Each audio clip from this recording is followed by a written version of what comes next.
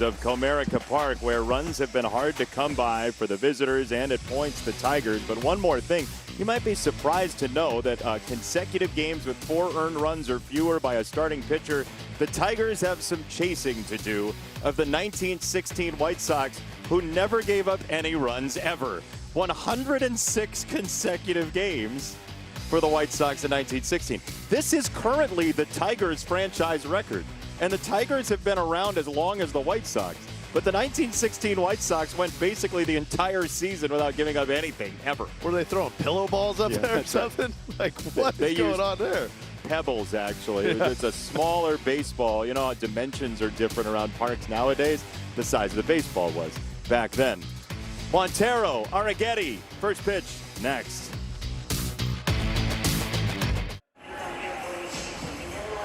Tigers baseball is presented by Figer Law. Boy, the weather gods love us. In Houston, it's 100. It feels like 100. It's a little humid, a little sticky down there in Houston. But you know how it is. It's like regular temperature, 63 degrees. Feels like 100 because it's 742% humidity. Kader Montero on the hill, starting pitcher for the Tigers, presented by Woolside Windows, and he is pitching with a heavy heart certainly today because of the earthquakes down in Venezuela. Just an awful situation. So many have had their lives upended or lost their lives, and Montero was talking about that before the game yesterday. So certainly thinking about his home country. He is our starting pitcher, presented by Woolside Windows. Kader's going to come out and look to do something similar to what Troy Melton did yesterday. Establish the fastball, both types, 4-seam and sinker, work that slider in, and the change up to the lefties. And he'll face this Astros batting order that was quieted by Troy Melton the first half of the game yesterday. In zone slugging percentage for the Astros this year. So what do they do on strikes?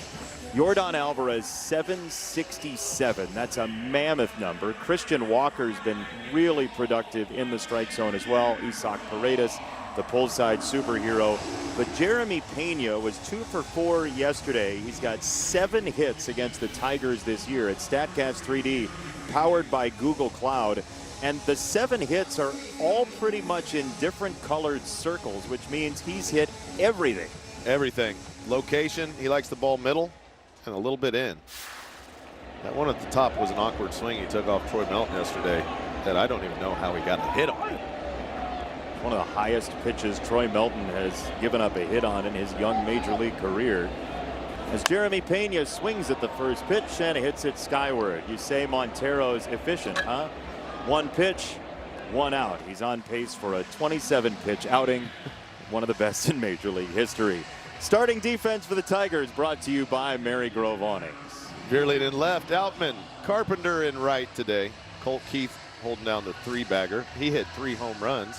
The series over there in Houston, McGonigal, McKinstry, Torkelson, and Dingler's behind the dish. You know how many times this year Yordan Alvarez has gone 3 straight games without a hit? 0. Correct, 0. He's working on 2 right now. So you want to see seasonal history made. Seasonal history. And then maybe in like 25 years, he can be on One More Thing. He could, yeah, that's right. That's right. One More Thing, 2051. Remember when Yordan Alvarez was over for 3 days? You should be a TV producer. 1-1. Fades inside. 2 balls and a strike on Alvarez. Truly one of the most fearsome hitters in all of Major League Baseball, and honestly the presumptive MVP in the American League if the season ended right now. For sure. He hits a lot of balls hard. You can see how the Tigers have wanted to work him.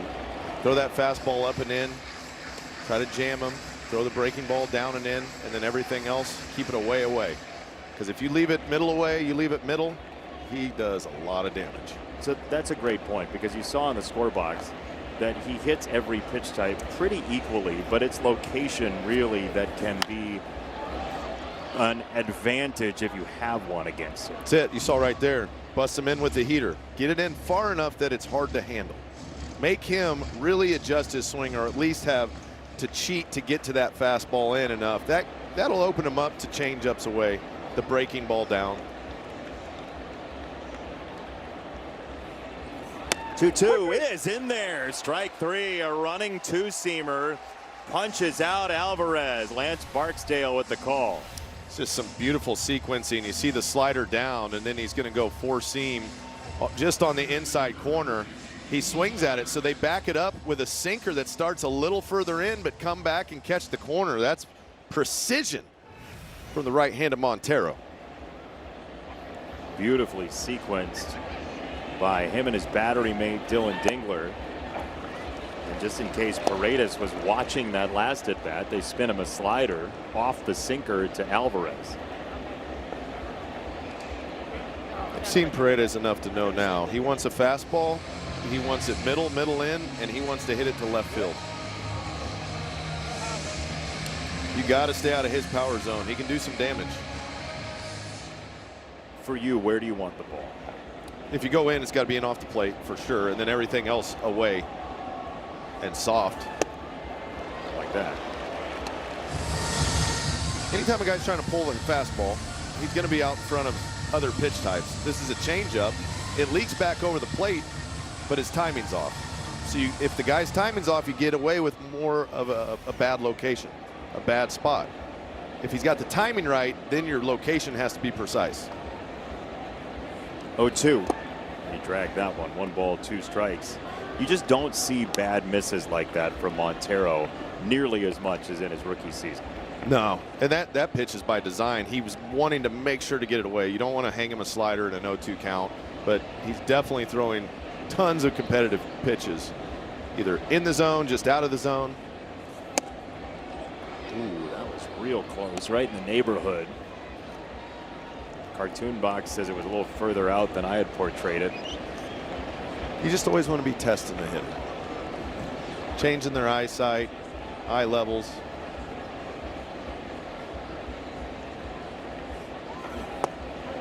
Two changeup down, 3-2. So it's been the kitchen sink on 2 strikes. He went slider, changeup, sinker.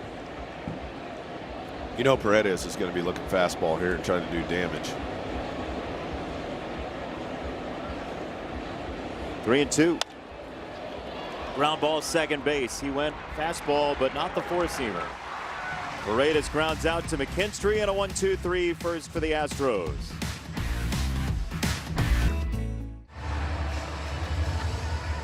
Tigers batting order presented by your Southeast Michigan Ford dealers.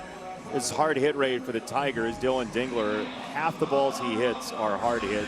Riley Green just a little bit above that. Kerry Carpenter 48%. Some big numbers there. League average 39%. As the Tigers will face Spencer Arrighetti, who gave up 3 home runs in his last start. That's exactly half of the home runs he's allowed this year, and 2 of them were on first pitches, including the first pitch of the game to rookie Travis Bazzana. Kevin McGonigal tried to do the same thing right there on a four-seam fastball. They want to get to that fastball. He's got a hittable heater. His best pitch is his curveball, and you try to get into as many fastball counts against him as possible to look to do damage. His curveball is his swing and miss pitch, his get-ahead pitch. He'll throw it a ton. Especially to left-handers, which you don't see from every right-hander. That's guided high in the air and foul on one of those curveballs at 77 miles an hour. Call that below hitting speed. Anytime you get below about 82 at the major league level, you really got to wait on it. See that curveball whiff rate against left-handers. That's a pretty large number as McGonigal vaults it to left field. Joey Loperfido makes the catch, and the Houston defense, which is 8th in defensive runs saved, as Loperfido, Trammell, and Smith in the outfield. Paredes and Pena, Altuve and Walker, and Yainer Diaz gets his first start of this series. His counterpart, Dylan Dingler, is on pace for 38 home runs this year, and he was not in the top 2 in catcher all-star voting that closed yesterday.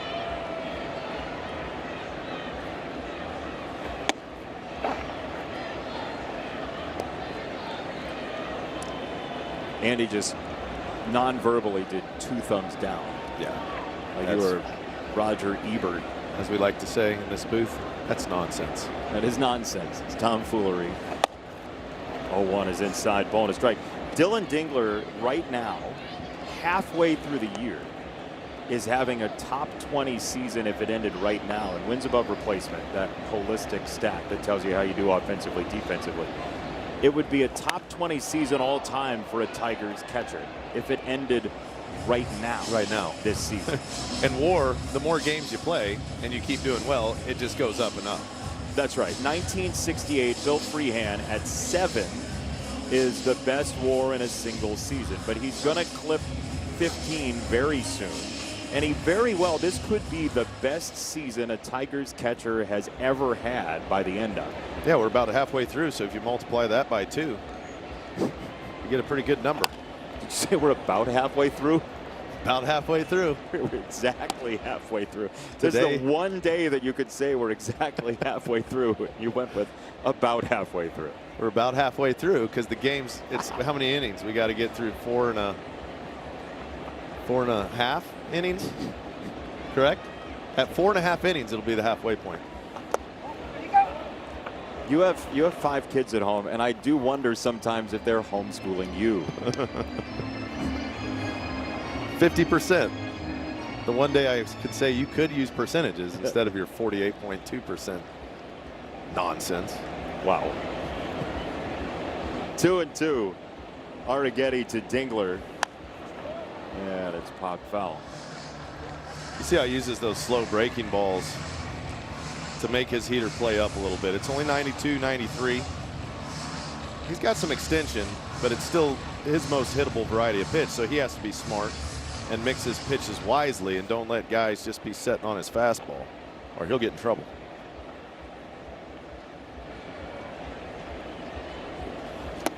Two. He goes with the slow curveball, and he's got his first strikeout. Arrighetti does. 2 away. It's his pitch. If he gets ahead, he's going to throw that tight little curveball at 77, 78 miles an hour, and Dingler's out in front of it.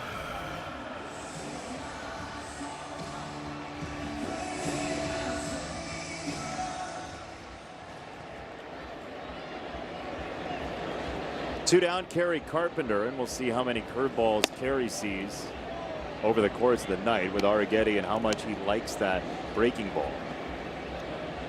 0-1 to Kerry, who's got his 10 home runs this year, 10 of the 88 for the Tigers, which is just below midway in the league. Boy, that's a curveball that I don't know what you plan to do with that as a left-hander. You got to feel like you're going to hit it down the left field line to even make contact. Takes a while for it to get to home plate. 2 strikes.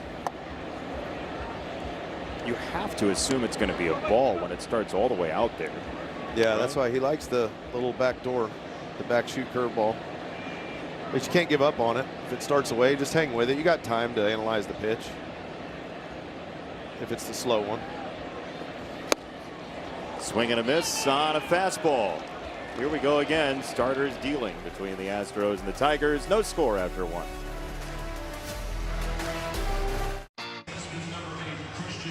Kader Montero back out for the top of the 2nd inning. You see the VZ stitched into his ball cape. That is a tribute to his home country of Venezuela. You heard Jason Benetti mention earlier about the deadly earthquakes that hit Venezuela earlier this week. The death toll, more than 900 individuals and counting, widespread damage, buildings, homes destroyed. Kader and reliever Emmanuel De Jesus, they're both from Venezuela. Both learned that their families are safe, but they have friends who were affected. And, you know, A.J. Hinch was talking just this week. He said events like this humanize these guys to a level that's an important perspective for all of us to take. I know how much it matters to him, how heartbroken he's been for so many of his beloved family members and his friends. He said, I want him to win the game for us, for the fans, for the Tigers, for everybody. But tonight, I kind of hope we can make it a little bit more about him and what he represents and who he represents. So Kader and Manuel De Jesus and all the guys, not just on the big league club, but you look in the minor leagues, the scouts, different coaches, that community all across baseball. A lot of people have been impacted by the tragedy in Venezuela. And in all of our thoughts here tonight. Well said, Johnny. And, you know, we all watched the World Baseball Classic and saw the love of their flag and their nation that Team Venezuela showed as they were running through that tournament.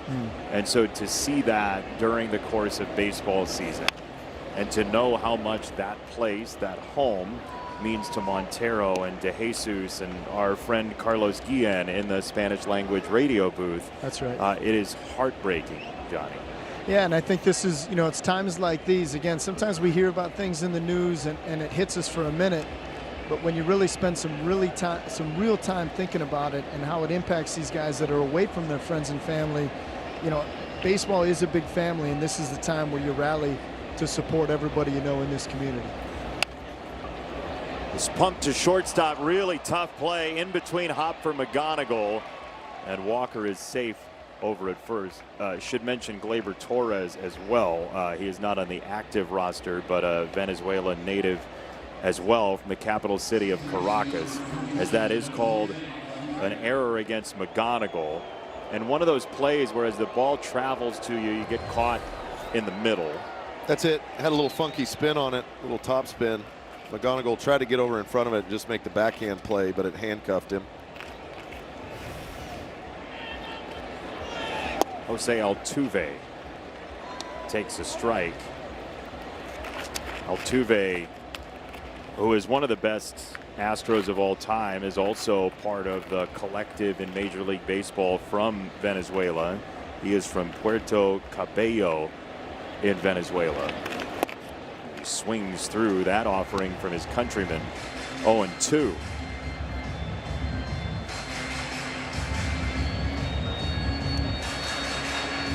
Astros are just a game and a half back of the league, the lead in the American League West at 40-43. Altuve to short, McGonigal the feed, McKinstry gets to the bag, and that's an easy 2 to wipe away the errors. 6-4 and 3. In baseball, you got to learn to get right back on the horse. Didn't make the first play, but that ball will find you. Nice job by McGonigal, funneling the ball to him. Nice little underhand toss. Good footwork at the bag by McKinstry. Taylor made. Kevin had to kind of lead his receiver there. Yeah, Z-Mac started behind the bag a little bit. He wanted to get a run at it, or a hop at it. You almost said hop like you said whip off the top of the show. It's like that whip on the Baja Blast, Berry Blast, McDonald's drink that you like to talk about so much.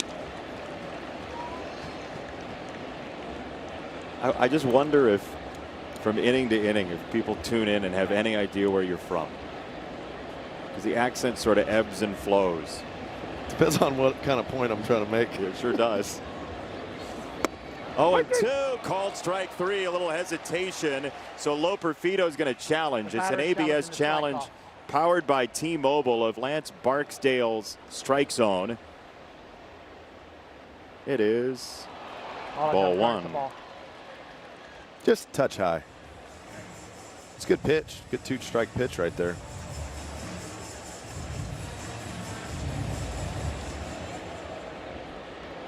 When the umpire hesitates a little bit, that's usually a signal. Maybe tap your head.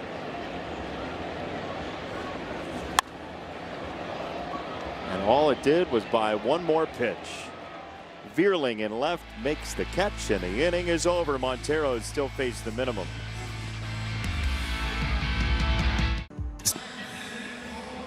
Time for Chevy's strongest player. Good on the Astros, by the way. They get hit hardest by some of the best players in Major League Baseball. You think that feels good for them, that at least it's stars that are hitting them? At least it's guys that are really, really good at this game. Riley Green, though, one of the best going against the Astros. You never want to see Andy Dirks on that list if you're the opposing team, right? Oh, I love when Andy Dirks is on the list. Because then there's an SD flashback coming soon. Somebody from the crew went to the library to dig up. Get the card catalog out. DI. 124.3.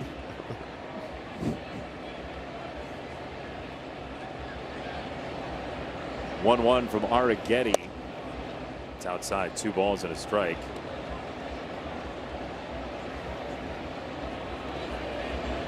Arrighetti is from Cinco Ranch High School down in Texas.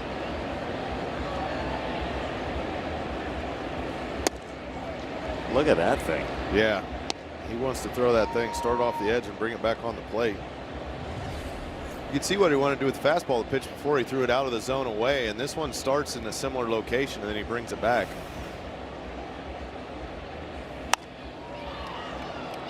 In the air left field, Joey Loperfido on the hunt. He's still coming, and he makes the catch for out number 1. How about a message from Figer Law?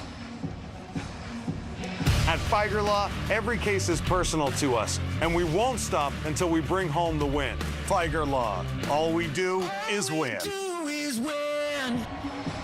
He throws more curveballs like that tonight. We're going to end up on Pitching Ninja for the 2nd straight night. What did your buddy Ben, what did he say about the curveball? Rob? No, he said it went in there and it looked like it needed a blinker. Oh, Ben McDonald. Yeah, McDonald. Yeah, Ben McDonald. Yeah. That's what this one does. Yeah, Ben from the Orioles. Yeah, he's great. Love Ben. Hard breaking ball. He says that thing turns so hard it needs a blanker. But we love Ben. 0-1. You can see he's shying away from throwing the fastball into the zone to a select group of hitters. Riley was one, and Torque is another one. Torque can hit the fastball. You throw it middle in, he'll make you pay. He'll need a new bat next time. That's a foul ball, third base side. They have pitched him well in part because of the breaking balls. He's 1 for 14 in this season series so far. Yeah, they've thrown him fastballs. When he does get a fastball, it's usually like up and in, off the plate up, off the plate in, and then just tons of breaking balls away. For the uninitiated, what's he doing to the bat there? He's getting his grip. So you put the sticky stuff down by the label. Well, you remember what happened to George Brett. I do. Pine tar was too far down on the barrel. But you got to get a good grip on the bat. Every guy likes a different amount of tack on the bat. Some guys tact, because we both like different amounts of tact. Different amount of sticky stuff on the bat. Some guys like that thing where you can barely let go of it. Hit him with a cutter on the inside corner. He's spotting right now. But you know Torque's worried about that curveball, so this is a pretty good pitch. He starts it just off the plate in. Torque thinks it's going to be a ball, and it comes back and just catches the corner. But I never liked too much tack. I liked it in the middle. I didn't like to, when you let go, it's like, I hated that. And then your hands start sliding around in your gloves. What did it sound like? You know what that sound is. I do now. That's the sticky stuff right there. And then you can use a little rosin and then also pine tar. You see the pine tar rag. I'm just happy we got the Central Michigan University advertisement in on Zach McKinstry's Fire Up there. There you go. Yeah, chips.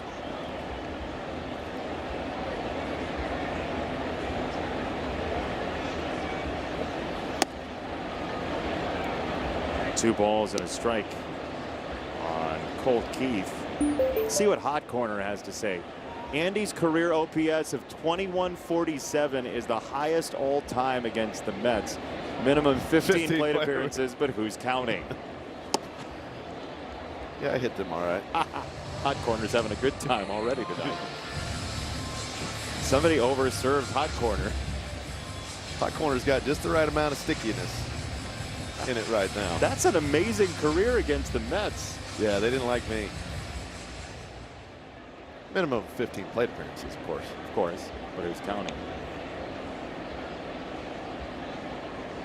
2-2 for Keith.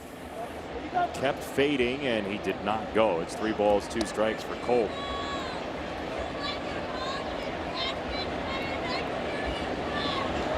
See if he gets something out over the plate to hit.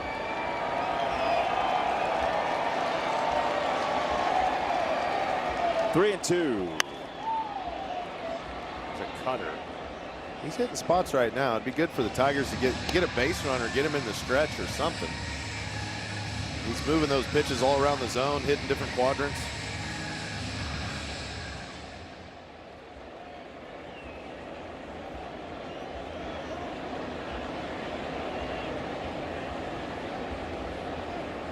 Three-two. That stayed outside. It's ball four. First base runner tonight for the Tigers is Colt Keith. There you go. Get a guy on, make him get out of the stretch, break his rhythm up.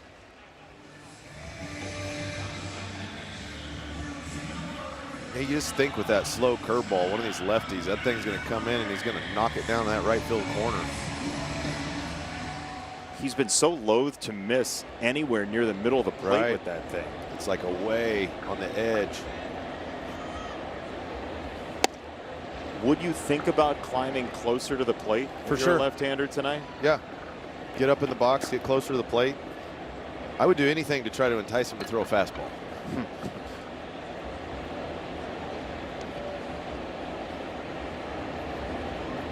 The 1-0. It's downstairs. 2 balls, no strikes. One of the things you can do to entice him to throw your fastball is get ahead in the count.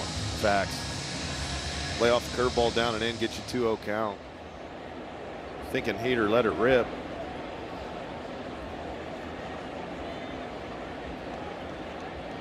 Arrighetti to McKinstry. Well, you can think heater all you want, but he's got the choice. That's all right. You know, he makes a decent pitch. 2-0, you go right back to hit the ball back through the middle of the field so I can stay on the curveball if he does throw it.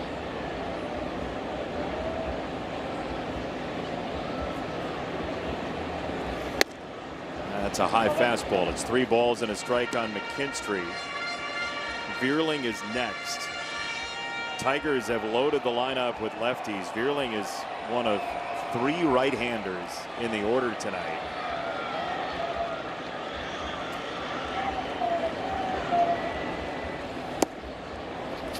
That's ball 4. 2 on, 2 out.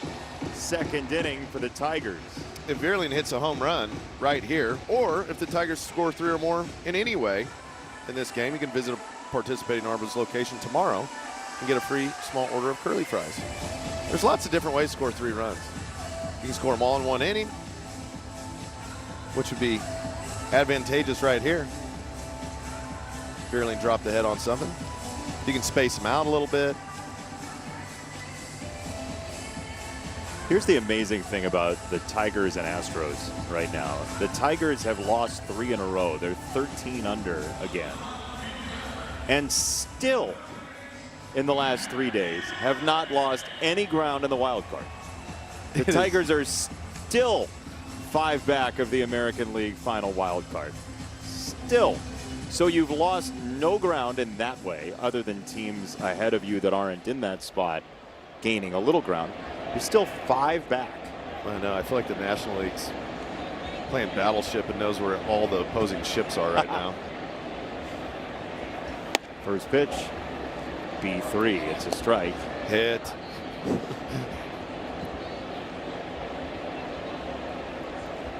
I mean, it is remarkable. Now you could be 13 under and 5 out of a wild card spot, especially with so many games remaining, as it's 0-2 on Vierling. That's not to say anything other than if there was a year to be bad in the first half, it's this year. This is the year. And that has been the case. The Tigers have not played good baseball in the first half on the whole. 13 under is not at all what they were hoping for. But You're not out of it. nobody's running away. See, that was that breaking ball you're talking about that just kind of spins up there. Yeah, if you can time that thing up, you can launch it. At 77, this thing got to look like a beach ball coming in. See Vierling just out in front of it.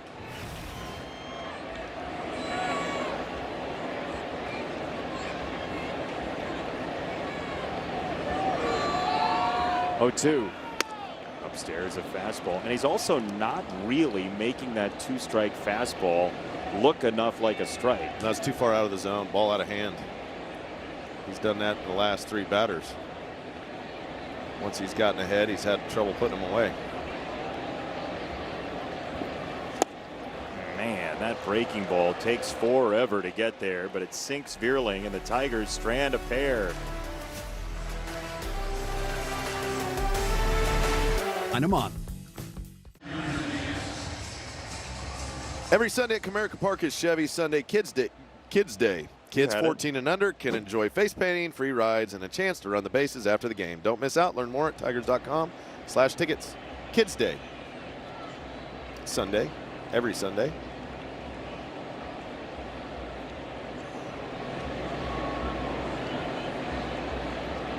.140 first pitch this Sunday with the Astros in town. That'll be the finale of a 4-game series. Sunday Kids Day here at Comerica Park as Yainer Diaz takes a strike.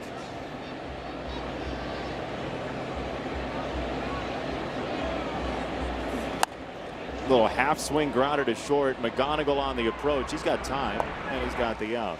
There is one away. Our call Sam best call. You see BABIP. It is batting average on balls in play. We talk about it every once in a while as being like good fortune, bad fortune. But if you avoid hard hit baseballs, you have a better chance of a low BABIP. Dan Petrie in 1985 was just getting silly ground balls to shortstop over and over again. Look at Peaches. He had a pretty good pairing up the middle to help him out a little bit. Oh, yeah. Probably turned a few double plays behind Peaches. There's Whitaker. Daniel. Trammell. If you got those guys up the middle, you're like, hey, here's a sinker. Did you see Dad perk up in his chair? He looked at the monitor. He's like, what? What'd I do? What are those guys talking about? So those keep my name out of your mouth. The catcher's challenging the ball call. We get a challenge from Dylan Dingler. It's a Figer Law ABS challenge. It's a strike. Ball is overturned. It's a strike. Living on the edge. Nailed it.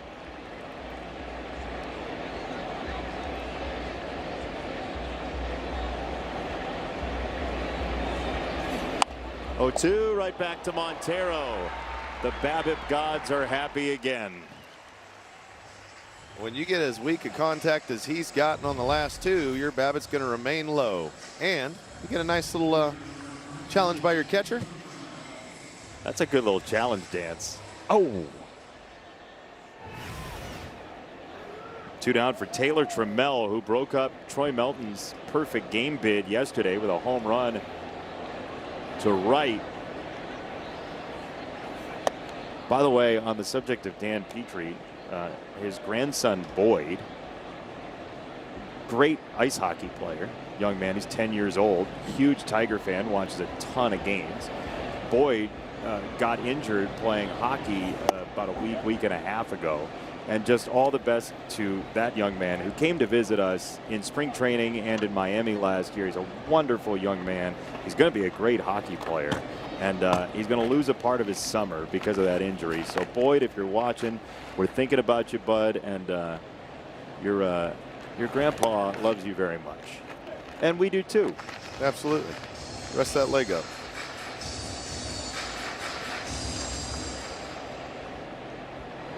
Two balls and a strike from Montero to Taylor Trammell.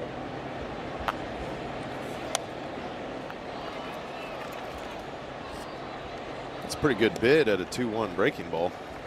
You think he was setting on it? I don't know. He saw it out of hand. That was way too comfortable of a swing. So you're going to hit him with a fastball here? Yeah. Not hit him, but like give him a fastball? If you throw a breaking ball, location needs to be down. Get it out of the zone. But yeah, the fastball would probably be a decent call. 2-2. He did go fastball, and he did foul it away again. So now, just based on the swings, what do you think he's on? Like, what do you think's the right Looked play? a little late on that, but that doesn't mean he's not going to keep fouling it off.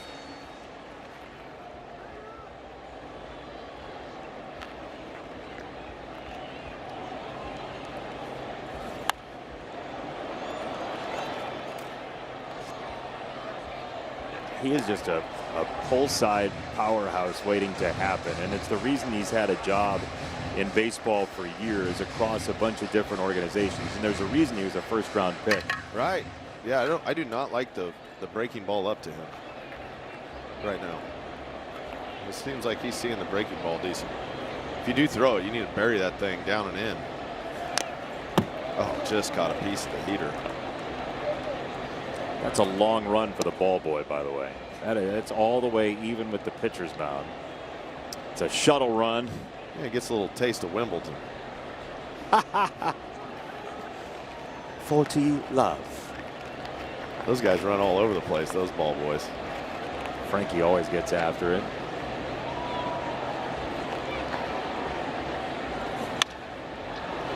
Fly ball, left center field. Outman is there. Advantage, Mr. Montero. Frankie, go get him. I got it. Don't worry, guys. Don't worry, Cater. 3 feet from you, but I'll run all the way out here and grab it for you. All right, back here at the ballpark, great crowd on hand. Just ran into a couple upstairs celebrating an 11-year anniversary, and then we come across the Hesses, Jim and Gene, together since 1981. Turn around, the big reveal. You guys from Kalamazoo, you guys look great. First of all, so together since 81, but married since 82, so this is 44. And it was love at first sight? Absolutely. Because it was in a gym. That's right. I used to always fight over the gym time with the volleyball coach, and I coached basketball in Ann Arbor. And I saw her walk in. I said, well, she's cute, so I'll be nice to her. So the courtship lasted how long? Year and 3 months. So, yeah, it was long enough. Clearly it worked out well. So you guys, you have 2 sons, and your connection to the Tigers, you have a son, Andrew, who played with? He played with Chris Fetter at Michigan, and then he played with Andy Dirks in Lakeland. Andy Dirks? Do you remember any of this? Yeah, sure. He said, yeah, he remembers. So it'd be Andrew Hess, obviously. Yeah, and Hess. Then The your Hess other brothers. boy. You got it? Yeah, I know the Hesses. Yes. Andy says he knows the Hess brothers. Their youngest son sells real estate. Said the youngest son sells real estate. See, he's up on he's up to speed. So what was the initial retirement plan? Well, that was when Andrew got drafted by the Tigers and signed. He told us when he gets to the big leagues, he's going to buy us a condo in Florida. Didn't quite happen. It's okay. Didn't quite happen. It's okay. He's living here in Detroit, living the dream. That's great. And you guys, so what keeps you busy nowadays? I know I've seen you. I saw you, I think, last year when you were celebrating your anniversary. I didn't get a chance to really talk to you, but what keeps you busy nowadays? I serve on the Kalamazoo City Commission. I've retired from Kalamazoo College, and Jim is also selling real estate in Kalamazoo. What's it with these real estate guys? I guess that's where it is, huh? It allows you to watch baseball. Well, the object of real estate is like baseball, to be safe at home. How about that? You can put that on a T-shirt, Dirks. Nailed it. Andy, you can use that line. Yeah, thanks. All right, very good. All right, say hi to your grandkids, and we'll let you back to the game. Hi, Connor. Hi, Aubrey. Hi, Charlie. Hi, Layla. All right, way to get that in. But how about that, guys? Celebrating the nuptials 44 years later here at the ballgame. That's amazing. 44 years. Yeah. And still madly in love. That's it. Love at first sight. I played with Andrew. Yes. Yeah, they said big, that. tall righty. I was hoping that you remembered. There's ball 4. Outman takes a walk. And McGonigal will bat with a runner on. That's 3 of the last 4 batters who've walked. This whole game, essentially, for the Tigers has been played at home plate. 2 baseballs in play of the first 9 through the order.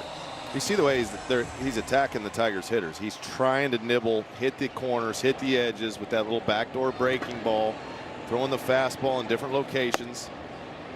This is where it tests your patience, and it'll test your patience right up to the limit.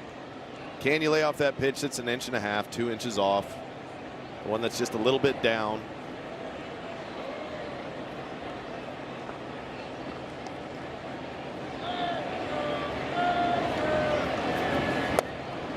There's a ball as well on a breaking ball. 2-0 on McGonigal. This is a personality type game here. Like some people, when they have a sucker, they take 2 licks and just bite right into it. You want to swing the bat, you want to get up there and do damage, but you have to be patient with him.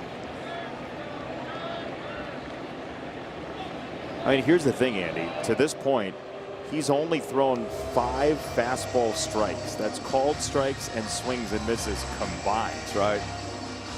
So you know he's not just coming at you. He's going to try to make you chase or hit his spot. Try to throw his pitcher's pitch and get ahead that way. 2-0 and a swing and a miss.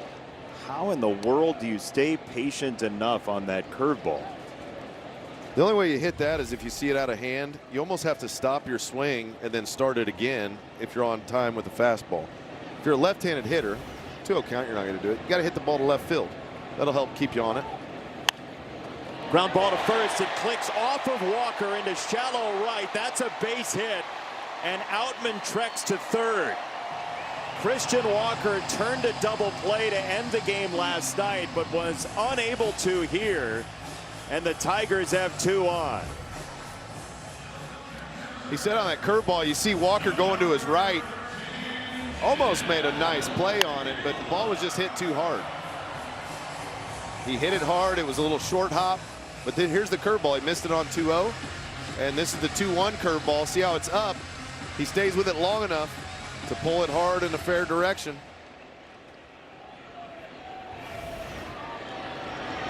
Now Dylan Dingler trying to hand the Tigers the lead. You see the difference second time through here. Even after the first 5 hitters, everybody kind of settled in and said, wait a minute. He's trying to nibble. He's not coming right at us. Let's be a little more patient.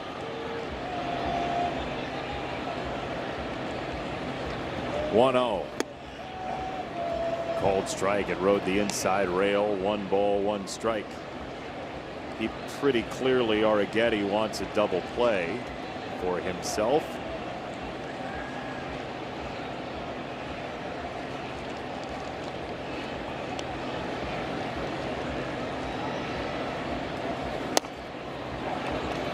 Singed in there.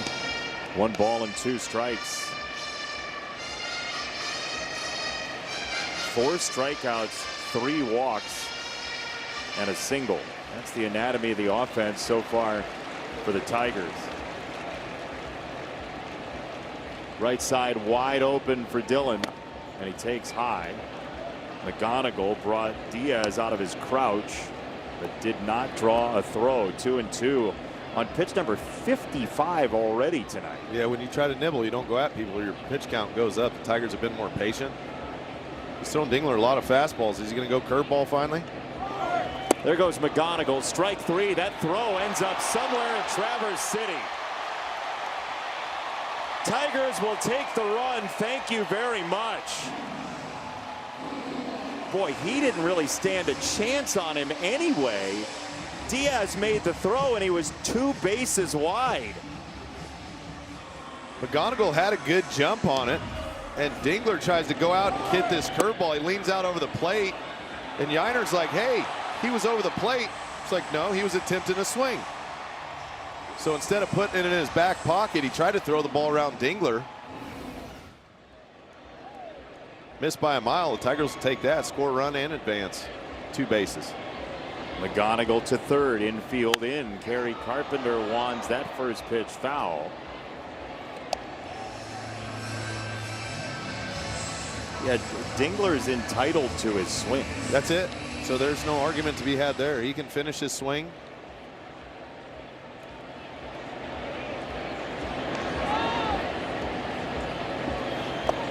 One ball, 1 strike.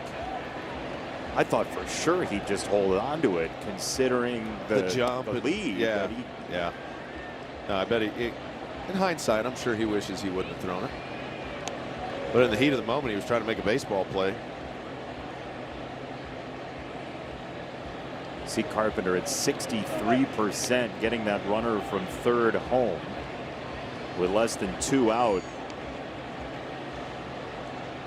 Fly ball is all it takes. Will he get anything to hit in the air? That's outside and well away at that.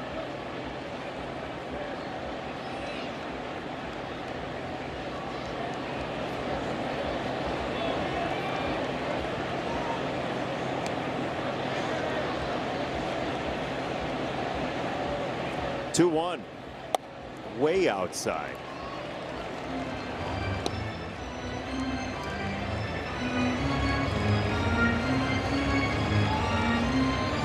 He's about 50-50. Yeah. Definitely not coming right at guys. That time he did, and he's going to pay dearly. Kerry Carpenter, 2-run shot. That ball was roasted.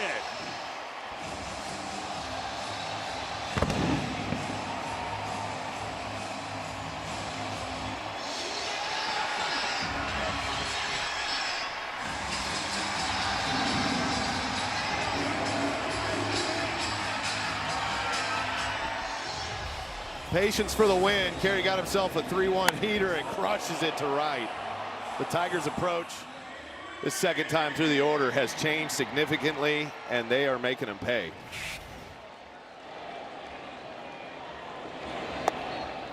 It is a tough road to hoe when you fall behind guys with pop.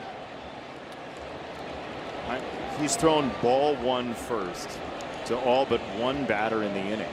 It's 5 guys. And the only one he threw a first pitch strike to, Kerry Carpenter hit the home run in the inning. Yeah. He lost Kerry there. He fouled the first one off, then went 3 straight breaking balls in no man's land, and then fastball down the middle. I should say he did throw a first pitch strike to Outman. He walked him as well. So he's thrown 2 first pitch strikes, and he's lost both batters in the inning. It's a good adjustment by this Tigers offense, because if you keep swinging at stuff out of the zone, he will get you out. Yeah, and that's what happened in the first time through the order. Right.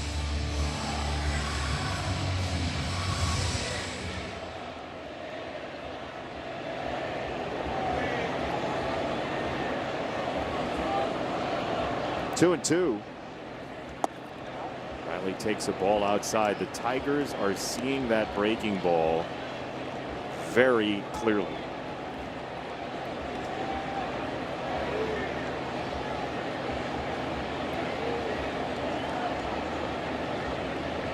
Three and two. Swing and a miss. Strike 3. Riley has to peel away. Diaz a long throw to first. And that is strike 3. 2 down. Second time through. You got to make different story. adjustments. In Major League Baseball, you make adjustments to what the pitcher's doing. Here's our American Bank game summary. You see the curveball. He swings through it. Next time around, gets a piece of it. Gets a base knock to right field. Kerry misses the 4-seam up. Gets a 3-1 count. Same pitch. This time he got him. Any kid at home that aspires to be a Major League Baseball player, it's not about if you swing and miss at a pitch. It's about, can you adjust to it the next time they throw it to you? Whatever variety that might be. Fastball, curveball. It's a very difficult game to play if you're one-dimensional as you climb the ladder. There are too many cameras. There are too many analysts. And there's too much information to be one-dimensional anymore. That's it. They'll find your weakness and they'll expose it. You got to continue to adjust to what they're going to try to do to you. Arrighetti's been all over the place. It's 2-1 on torque. 70 pitches deep into the outing now in the third. This could be an early night for the Astros bullpen, which came in beleaguered in the usage department. And you wonder if the Tigers created a little more distance, how Joe Espada would deal with it, because his lefties were all down yesterday. Hader, King, and Okert, the 3 big gun left-handers for A.J. Hinch's former bench coach, were all down in yesterday's game because of usage in their prior series against the Blue Jays. Torque strikes out on a curveball. Kerry Carpenter torches a baseball. 3-1 count. Got all of it. 3-0 Tigers. All smiles so far. Official whiskey of Major League Soccer. Lock in your spot for the upcoming Tigers season with a season membership deposit now and enjoy a complimentary game on us. Membership in the 1901 Society delivers exclusive access, priority opportunities, and elevated benefits throughout the year. Deposits start at just $100 and include an invite to the Select a Seat event. Explore more at tigers.com/deposits. Kader Montero has faced the minimum. One revolution through the order. Now back to the top. Jeremy Pena, strike one. There are 4 teams tied for the last wild card spot in the American League. The Astros, the Athletics, the Blue Jays, and the Rangers. They're all 3 under. It's Rays, Guardians, and then that cavalcade for 3 wild card spots. And yeah, that's a mountain to climb for the Tigers. But if you know, anybody wins 4 in a row in the American League, people are going to start calling them the odds-on favorite. You could catch some ground up quickly. There they are. That's the longest wild card graphic without a team on the outside looking in television history. Chopper to third. 2 bounces for Keith. He's on target, and so are the Southeast Michigan Ford dealers. Now during employee pricing for everyone, get $10,002 in savings on the 2026 F-150 XLT 4x4. See your Southeast Michigan Ford dealer today.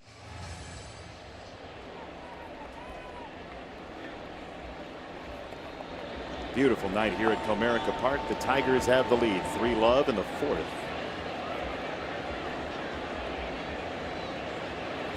One other note about the American League. The Red Sox are 13 under. They've already made a managerial change. People are assuming that they're done for the year. They beat the Yankees last night. They're up early against the Yankees 3-0. As Yordan Alvarez pummels this, but it's short of the warning track. Outman makes the catch. 2 down. The Red Sox are 5 games out of a wild card spot. Nobody's done. Nobody's done in the yet. American League. That's it. You do have to win a lot of games, though. You still Yes. got to play above 500 to get back into it. Oh, don't get me wrong. Again, while. I'm not saying the Tigers have played anything but pretty bad baseball for the first half of the year. Yeah, you're not going to limp in when you're as 5 back, so you got to get to really playing on all cylinders. The offense, if it gets to clicking though, pitching's been good. Tigers starting pitching's been really good. Bullpen's been pretty good, solid.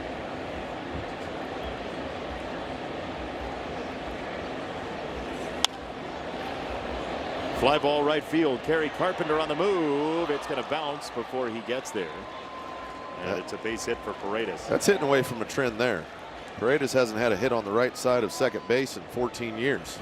So that's why Carpenter was played so far into that right center field gap. He will flare him over there once in a while, but he's pretty much a dead pull hitter. So on that pitch there, he just kind of waves his arms at it. And Carpenter, you can see he's not straight up. He's playing right center field gap.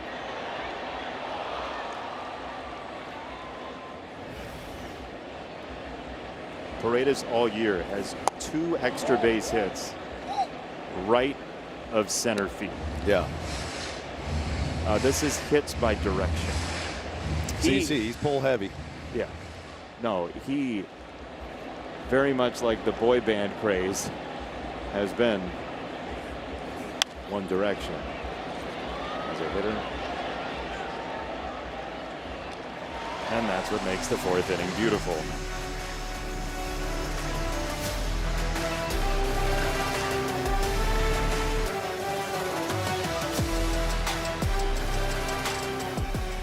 /problem gambling. Colt Keith will lead off the bottom of the 4th inning for the Tigers. We were talking before the game about the biggest challenge in facing Spencer Arrigetti's curveball, and he said, you just have to make sure you get it off you. I said, in layman's terms, he said the pitch has to start way away from him. You want to look for a pitch that starts out of, like, so far away in the other batter's box, so you know that it's going to end up in the zone. And we just got to talking about, you know, Charlie Morton had that big sweeping curveball where he'd look to get on the back foot of hitters, being one that he remembers. But for Colt, he says he actually prefers hitting curveballs over changeups and splitters, but Kerry Carpenter the other direction. And here we go. This one goes a long way to the corner. Oh, target practice. Colt Keith is jamming on the gas pedal, but he doesn't have to. It's a home run and a bullseye at that.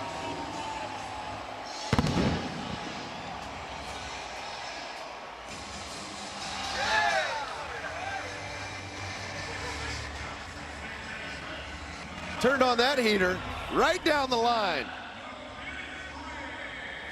Hit a little foul pole once in a while. Makes you feel good. Well, Johnny said, you know, I'd rather hit breaking balls than change-ups and splits, but why not just hit the fastball? Yeah, do both. That was a cutter that just kind of loitered around the strike zone. Colt Keith jams on it. Now McKinstry way outside, 2-0. Arrigetti's kind of just going to have to wear it here. Hot Corner says 4 of the home runs for Colt have come in 5 games against the Astros. Again, the Colt 45s have been resuscitated. What's old is new again. Colt has 4 of 5 against the former Colt 45s.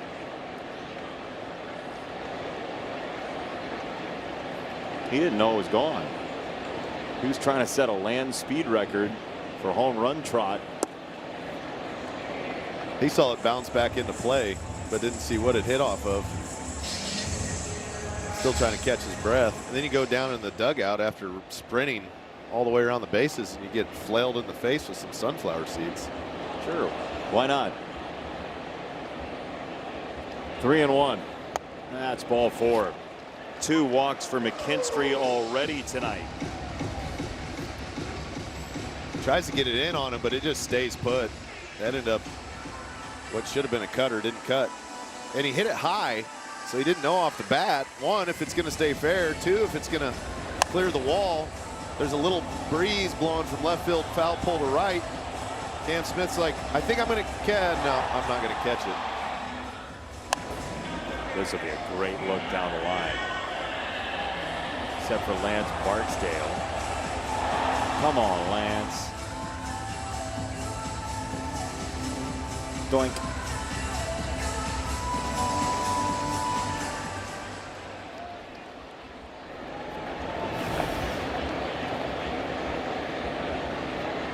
One on for Vierling. Arrigetti's 80th pitch. He threw Matt a bunch of breaking balls, one of which Matt wanted back that he fouled off in the last sequence. Yeah, and you see last time through the order here, that breaking ball hasn't been as sharp. He's leaving a lot of them arm side.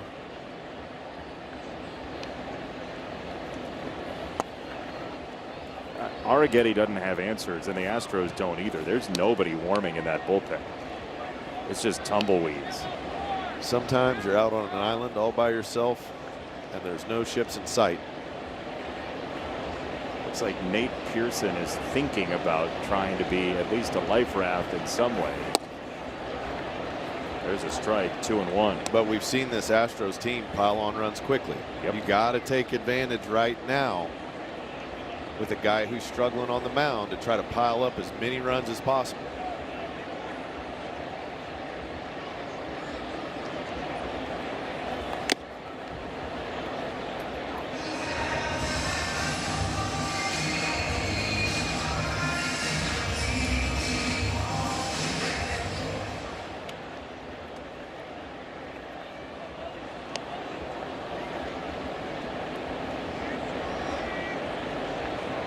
Go to first, and McKinstry's back.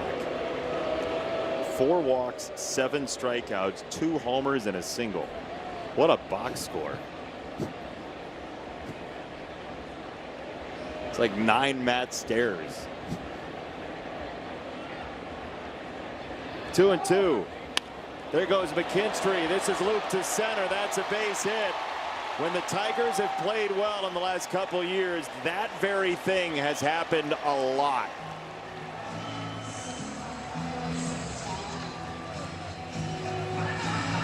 It's the good old-fashioned first to third, runner in motion, turns into a quick little hit and run. Vierling hits the curveball with 2 strikes out to center, and the pressure continues on this Houston Astros defense. After a few fastballs, he missed a fastball in the 2-1 count. He gets the curveball out away from him. Does a nice job staying on it. Now Outman takes a ball. Yeah, if he's not landing the curveball, Jay, it's a rough go. Because these guys are just going to dial up on that fastball. That's what Cleveland did to him in that last start. James Outman lights this up. Right field, another souvenir.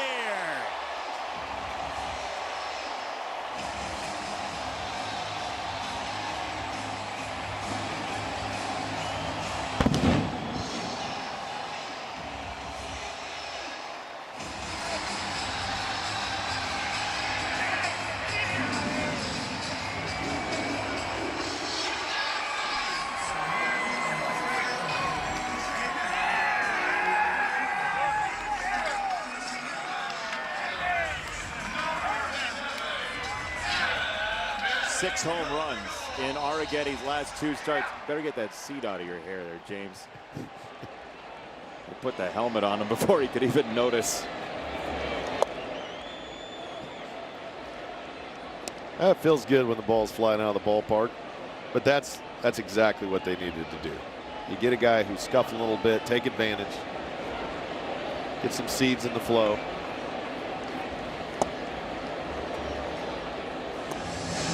He's going to go home and feel like he was out in the ocean. The salt all up in his hair.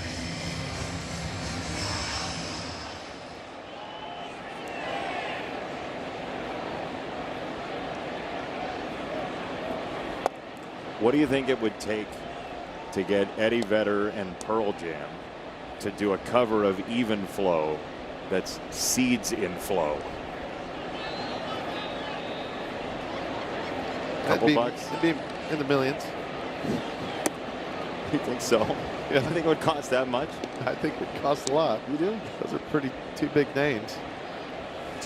Someone's got some nice flow.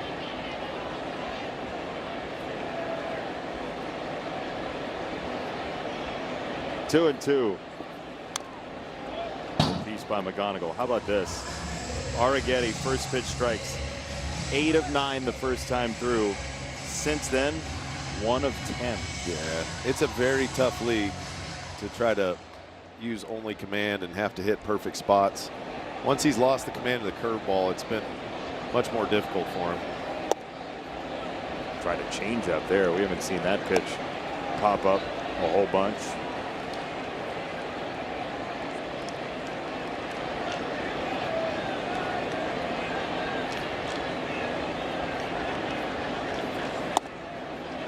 Ball 4. Walk number 5 for the Tigers. What's Hot Corner have? First time this season the Tigers have 3+ runs in back-to-back innings. Interesting stat. Yeah. That's going to be it for Arrigetti. 5 walks, 7 strikeouts, 3 home runs, and the seeds planted early by the Tigers. James Outman here, a 3-run shot. It's a frenzy of power for the Tigers right now. 3 home runs. That was a 3-run shot right there. Put the Tigers up 7-0. Still nobody out in the bottom of the 4th.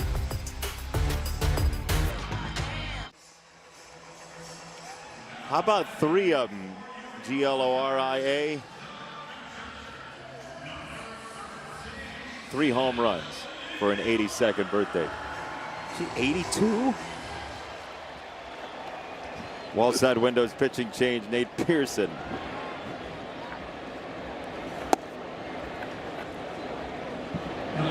Pearson's going to try to come in with nobody out in the bottom of the 4th. Got a runner on. He's going to have to mop up some innings here. He knows the assignment. There goes McGonigal, and the Tigers will take everything they're afforded tonight.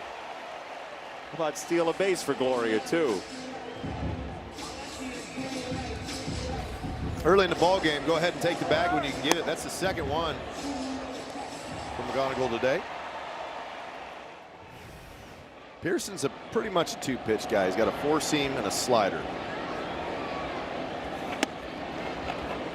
And a sinker 4% of the time.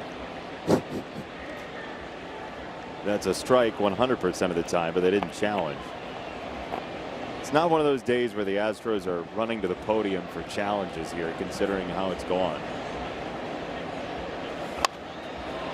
See, Dylan Dingler's like, I am so sick of sinkers in that he's going to swing at a ball that's a ball and a half inside. Get him out of there. Right. And that's the scouting report.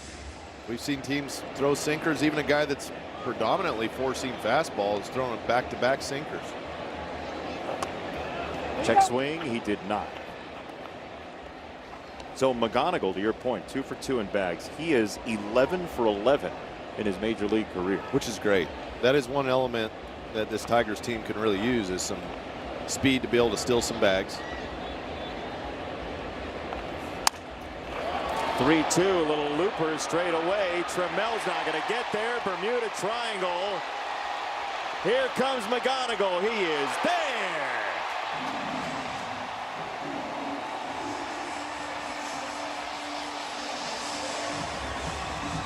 It's all coming up Tigers tonight.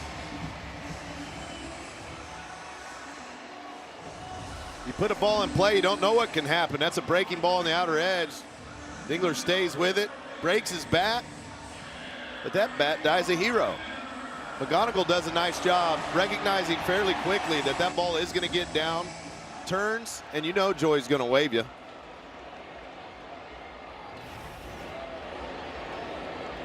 Did you see how quickly McGonigal got into gear from a standing position there? He's fast. 2 bags today. Scoring on that one's not easy. Shows his ability to get up to sprint speed in a hurry.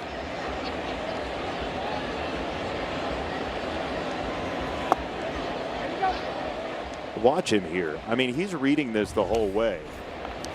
Yeah, it's a bloop, so he's got to wait a second to see if Altuve is going to get back to the baseball. And as soon as he realizes he isn't, he's top speed within about 3 or 4 steps.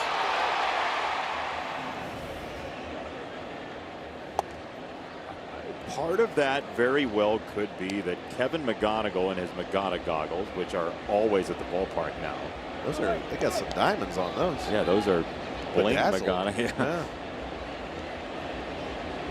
He DH'd yesterday, and talking to him before the game, he understands the purpose of it, and he appreciates the purpose of it. He likes playing the whole game of baseball. I think that what he did to steal 2 bases tonight could be a direct result of not being able to play the full game last night.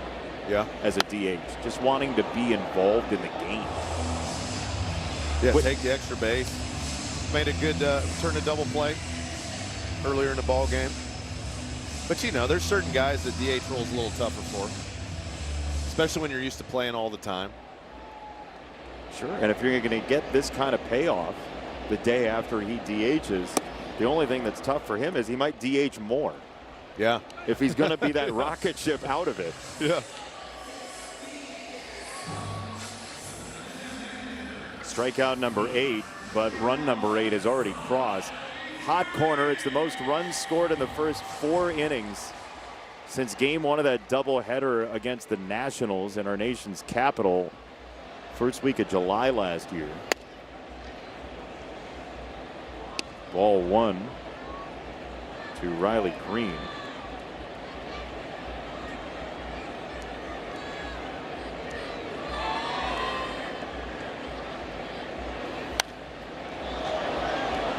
Popped up foul. Nate Pearson used to pitch for the Blue Jays.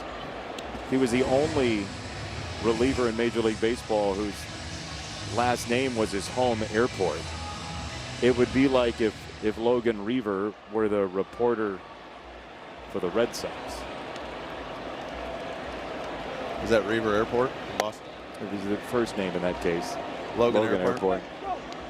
I was almost there. Yeah, you had a 50-50 chance. Where would Dirk's International Airport be other than Jupiter?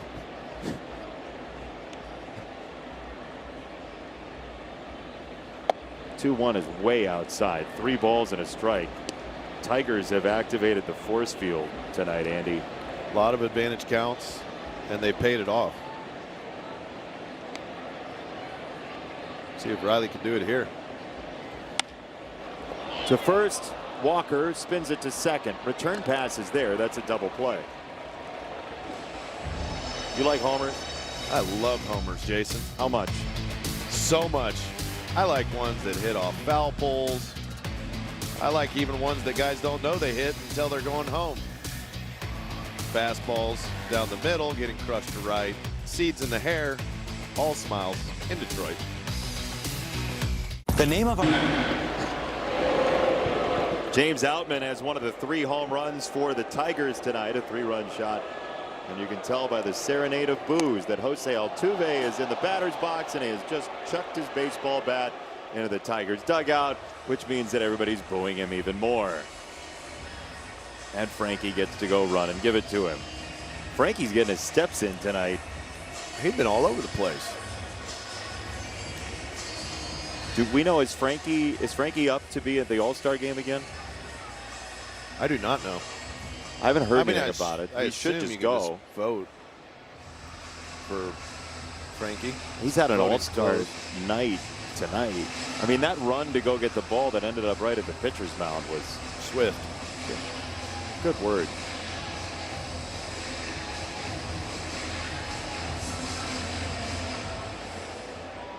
All right, new bat in hand.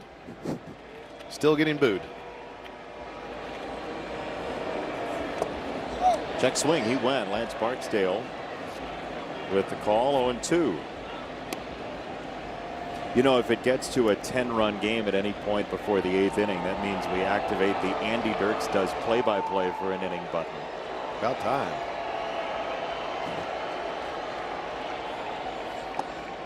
We can bring Johnny up here to be the analyst.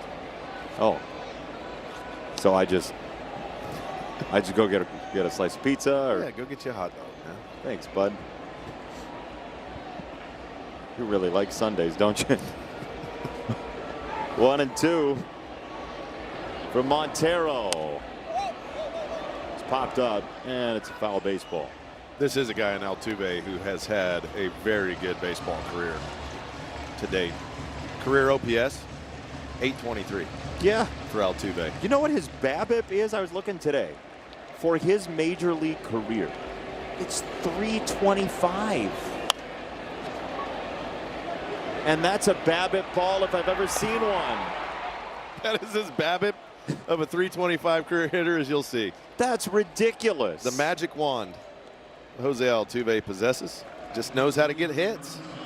After falling behind 0-2, rolls one here just in the right spot, hustles to first. McGonigal tries to get around it, not in time.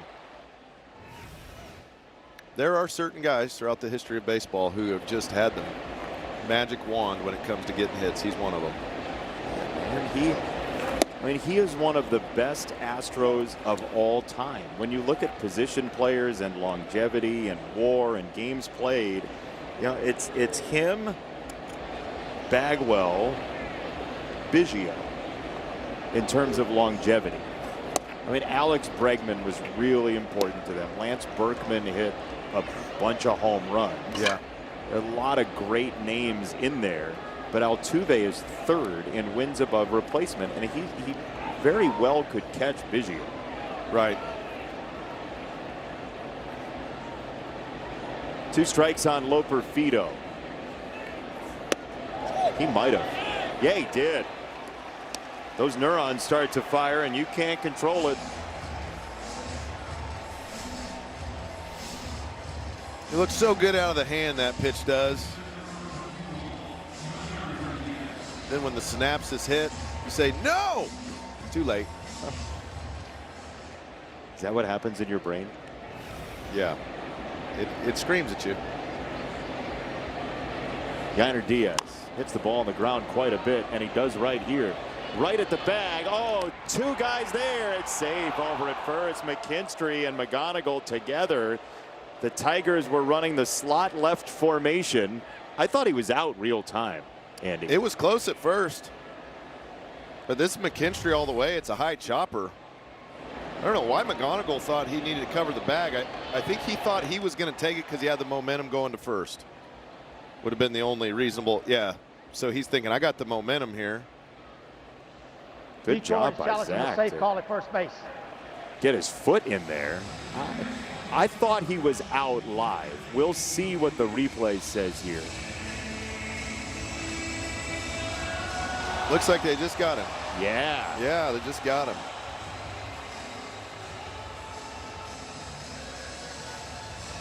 Good job by Z-Mac. Use that strong arm, just touching the bag with his right foot. Fires a bullet right on the money to Torque. Tigers are walking off the field. That one right there looks like they got him. Yep. There's a little space there. I see a little green grass on the other side of that bag and the cleat. Totally with you. It could very well be our All-State Good Hands replay. It's up to New York. After review, the call on the field is overturned. The runner is out. Detroit will retain that challenge. Perfect. And now a word from our sponsors.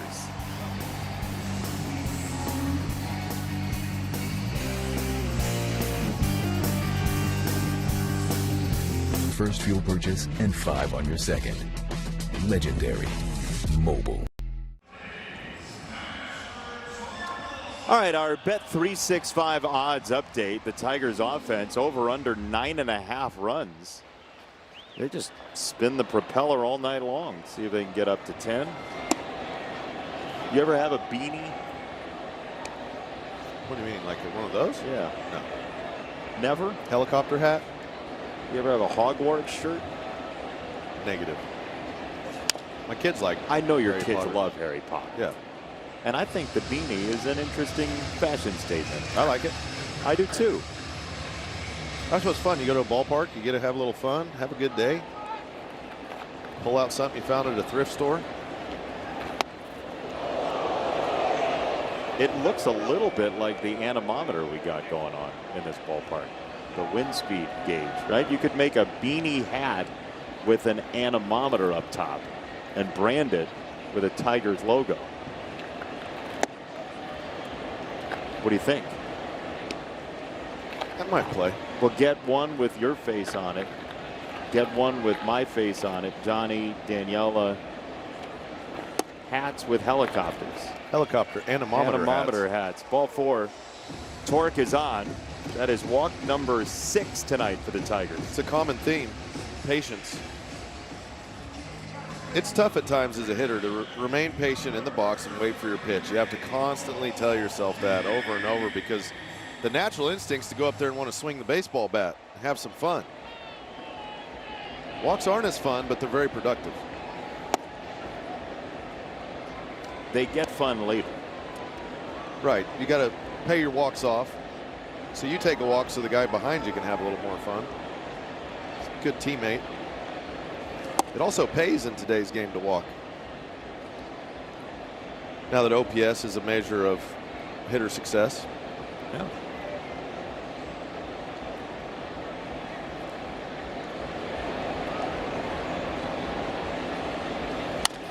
Ground ball foul, first base side. 1-2 on Colt Keith, who has one of the 3 home runs tonight. Colt around the bases. Statcast Stadium is the site, and down the stretch they come. This is as fast as you're going to go on a home run. Clang it off the foul pole. He didn't realize until he got to about third. Look at that head banging around. First base, Walker again wants 2, and they'll only get 1. That's the 4th or 5th time that play's happened in this Right? series. These lefties keep hitting those off-speed pitches right down the line with the guy at first. Walker's been busy over there. Not really a guy you want to hit it too much either. He's an excellent defender.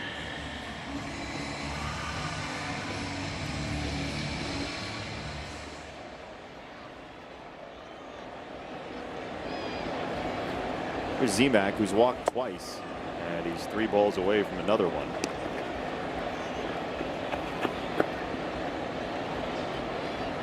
Keith at first, 1 gone, 5th inning. Tigers by 8.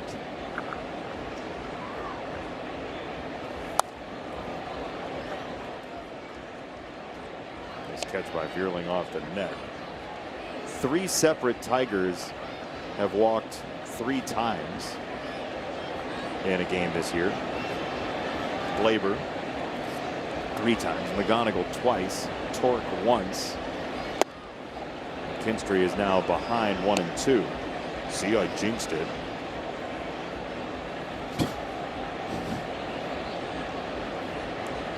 Yeah, Pearson's been a little more apt to throw strikes here. after walking the leadoff guy. Hey, maybe you didn't. Maybe not.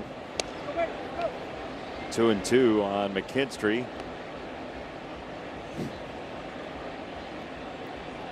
You better hope he walks, though.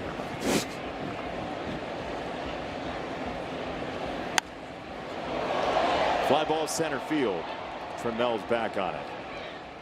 One away, and we get a message from Rally House, Michigan. The season starts at Rally House. From jerseys and hats to tumblers for game day, it's where outrageous selection meets every fan's style. Tigers are up 8-love against Houston tonight. Game number 2 of a 4-game series between the Tigers and the Astros.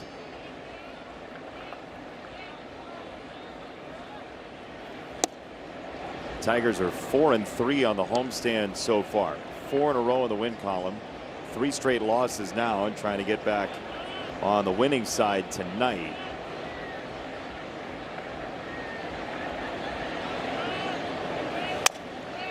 Shattered bat, ground ball to short. Pena got him. Inning over. To the 6th we go. Tigers by a snowman. Avatar Fire and Ash is now streaming on Disney+. Go now.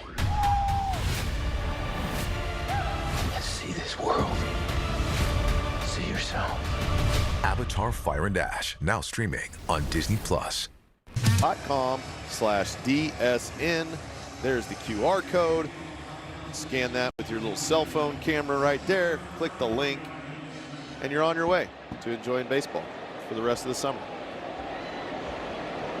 This guy's trying to enjoy a baseball of his own. He's working hard for it. Got to grind. It's Cam Smith. First pitch, ball 1. There you go. Mine.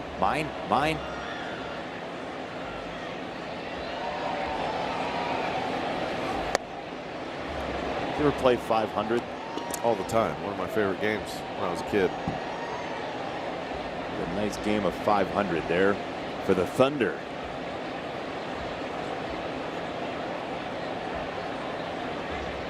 (2-0).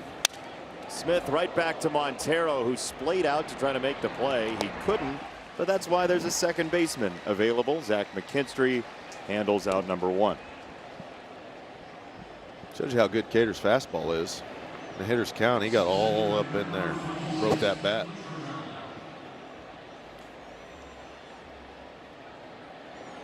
That's 61 pitches. Again, Montero has had the 2 most efficient outings for a Tigers starting pitcher this year in terms of pitches per inning. They got a challenge. Trammell was like, no way that's a strike. Challenge and a strike call. Let's see if he's right, or if the Astros will go back to their hotel without any challenges. Oh, yeah. Let's overturn it.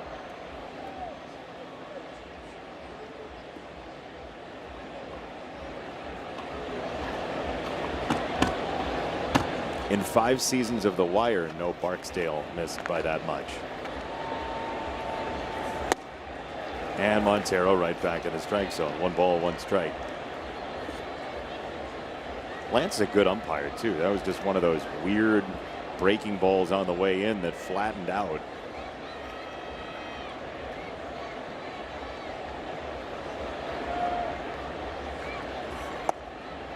Two balls and a strike from Montero. Again, the next one's going to be his 65th pitch.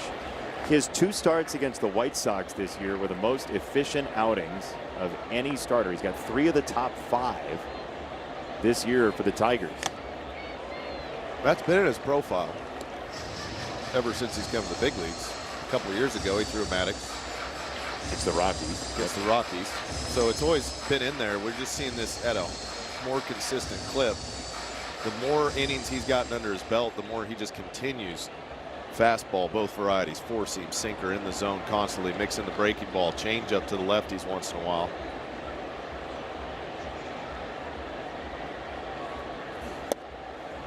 Two is off. 3 balls, 2 strikes. But when he needs to throw strikes with a fastball, he can just do that as well. Troy Melton got a lot of mileage out of that in his first month of starts this year. 3-2. That's a miss. First walk for the Astros. It's Trammell, who used the ABS challenge to get himself that walk.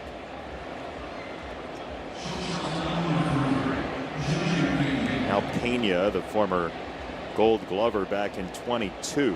That was also the year he had 22 home runs, the most in his major league career.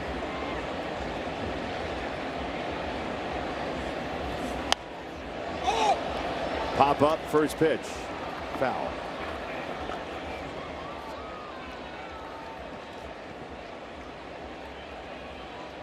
But even if you think across the Tigers rotation, every single guy can lead the way with the fastball. And that's big in this league. It's still played on the fastball. You got to establish a fastball, command of it. And the Tigers have some pretty good guys at throwing fastballs in the zone that, one, get taken for strikes like that. Two, can get swing and miss. We saw Casey Mize do it, Tarek Skubal, and that guy over on the left yesterday, Troy Melton. I mean, his fastball was electric. JV knows a thing or two about swing and miss heaters.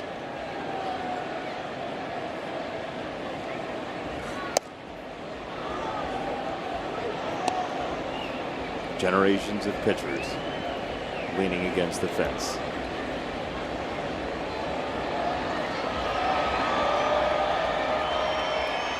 Does that look comfortable to you? Not really. Guided into center, base hit for Pena. Trammell to second base. And this is the spot you get into these positions right here. This is why those add-on runs for the Tigers were so big in that fourth inning. To go ahead and extend the lead a little bit, you got Alvarez coming up with a couple guys on. This is a tough spot. They've done a nice job with him. They've been throwing the fastball in off the plate, the breaking ball down. Gonna have a quick conversation just to remind, hey, there's a lot of baseball left here. This is not a position where we just want to throw one right down the middle, right down Main Street to a guy who can hit the ball out of the park in any direction. He's got 25 homers this year, and you know, if he does that, it's a totally different scenario. You have to think about using your bullpen differently when they get initiated into this game. See if he can hit a spot here.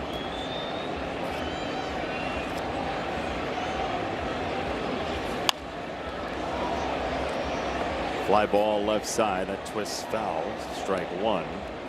So where do you pitch Yordan Alvarez? Where do you go about pitching it? Not down, or middle. What about up and in? Up and in you can live with more so than most of the other locations. Look at down and in. Yeah. I mean, he's slugging 4 and change off the plate, down and in. Yeah. 0-1. Yes, a strike on a sinker. That's been maybe his best piece of artillery tonight. For sure. Little swing back. Because he pairs that with a four seam, so the four seam stays on the corner. The other one starts in off the plate, snaps back at the last minute. 2 strikes. Little piece by Alvarez. So Montero, 74 pitches deep, has used that sinker a third of the time, and the Astros have 1 hit against it. Good execution.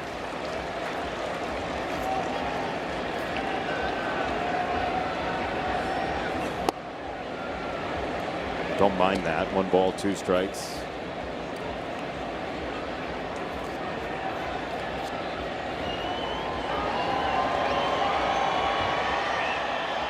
Two on, 1 out for the Astros in the 6th.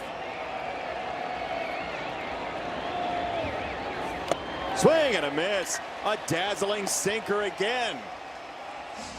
That thing's a UFO tonight.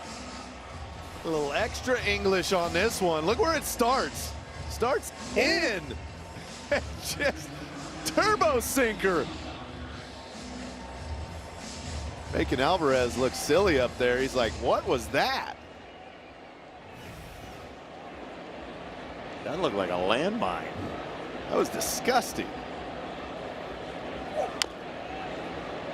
After he missed with that four-seam up, you saw him kind of shaking his head like, no, I'm better than that. Then to dial that thing up. And the competitiveness of Cater Montero is just unreal. I mean, we got an 8-0 ball game. It's really easy to kind of fall into a little complacency, get a couple guys on. He is like game mode. I'm not one to let anybody cross this plate. Yep. Now Paredes felt something on that swing. He rarely swings at first pitches, but there he did.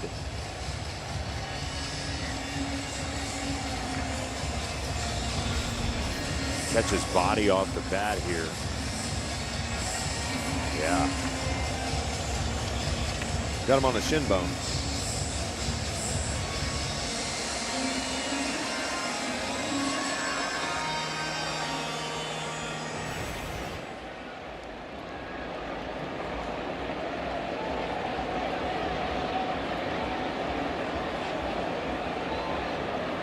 Oh, 1. Sinker challenge. Catcher's challenge and the ball call. That sinker's moving a ton right now. The patented Dylan Dingler one-hand challenge with the ball on the head. Ball. Strike. Challenge, strike.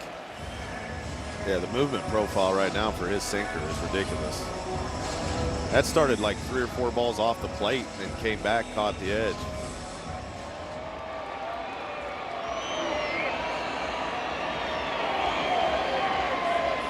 Two strikes on Paredes. Back to the four-seam fastball, a little extra cheddar, 97.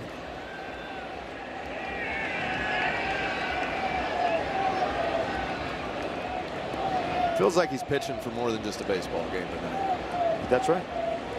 His home country with the tragedy of multiple earthquakes that have taken so many lives in Venezuela. Montero gets a pop-up. Dingler behind the plate, sheds the mask, makes the catch. We got a nominee for the Metro Detroit Ram Dealers Midi Awards, an exploding sinker of the month. Oh. Time to unlock the offer. Tigers have clubbed out 8 runs tonight on a very temperate evening at Comerica Park. Great night to paint your face. Tigers colors. Is that because it's not so hot it melts off? Well, it just feels a little more comfortable tonight to do that. I feel like 90 degrees and you're just like, why have I, what was I doing? I could never do eye black when it was hot. Really? I sweat way too much. Then you go to wipe your face off, it's all over your jersey. Then you feel bad for the clubhouse guy. Like, sorry. Extra stains. I'm sure you got over it. 0-1 to Outman. There's a swing and a miss. 0-2. Kevin McGonigal is next. He is our CNL Ward on deck hitter, and he's had a mighty fine night. A single, a run, a walk, a run, a couple of stolen bases as well for McGonigal. Part of a double play. He was also accidentally part of a double play when he was yoked to Zach McKinstry. 1-2. On the ground to first from Outman. So our story so far is Kevin McGonigal making adjustments tonight, Andy. It's the biggest part of the game. One of the first plays of the ball game, he bobbled a ball a little bit, but turns around.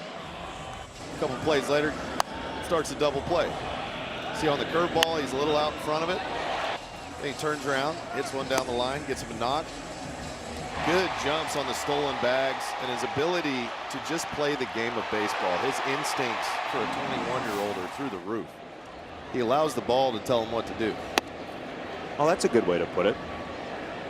He allows the ball to tell him what to do. That's it. This is not, there's some premeditation at any base you're at, but a base coach isn't going to tell you when to go or when not to go on a ball that's softly hit into the outfield. And this is what it's tough to get young players to understand. Like, you have to be so engaged in the game that your instincts start taking over on certain play times.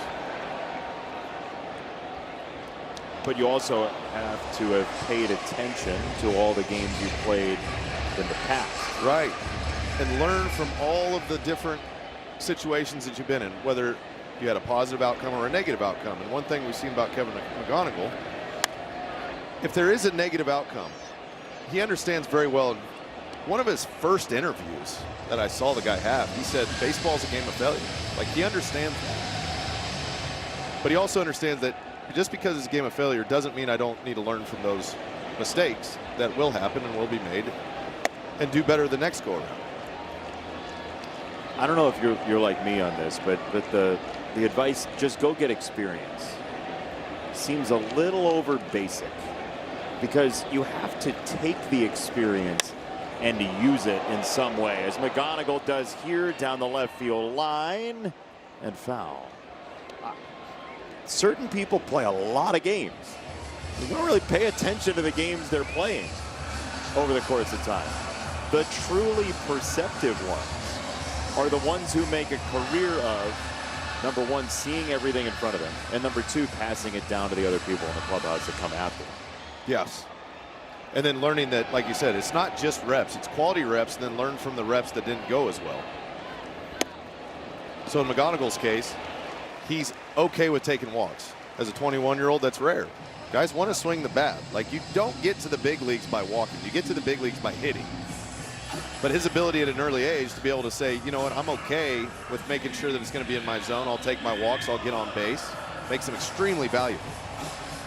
At the top of the card especially, he's walked 50 times and struck out 46 times. That is exceptionally rare across the landscape of Major League Baseball. And then you subtract anybody who's had a year of experience, and it's basically nobody that's got more walks than strikeouts as a rookie year to year. 0-1. Dingler chops it off himself.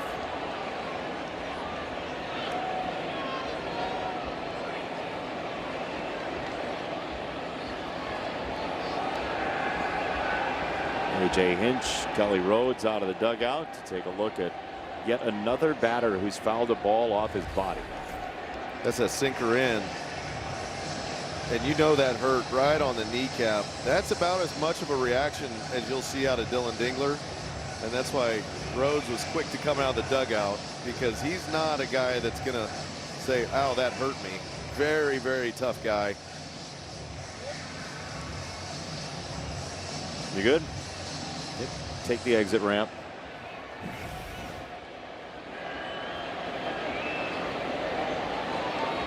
Oh, 0-2 on Dingler. McGonigal at first. And Dylan chops it foul. Third base again.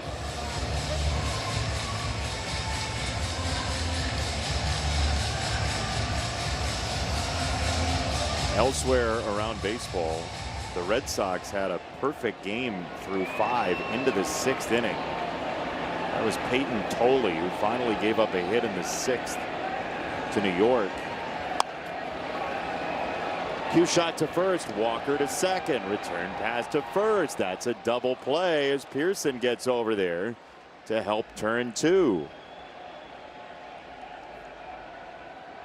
Does Walker lead the league in double plays started for a first baseman? Is that not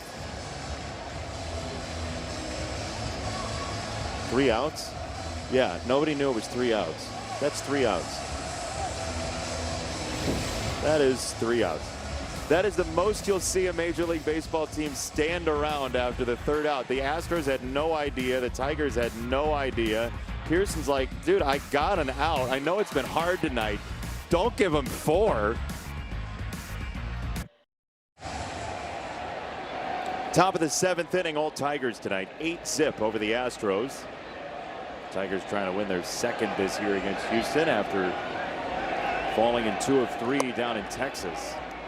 As Montero throws ball 1 to Christian Walker. Tigers have 3 home runs tonight. 9 outs to get.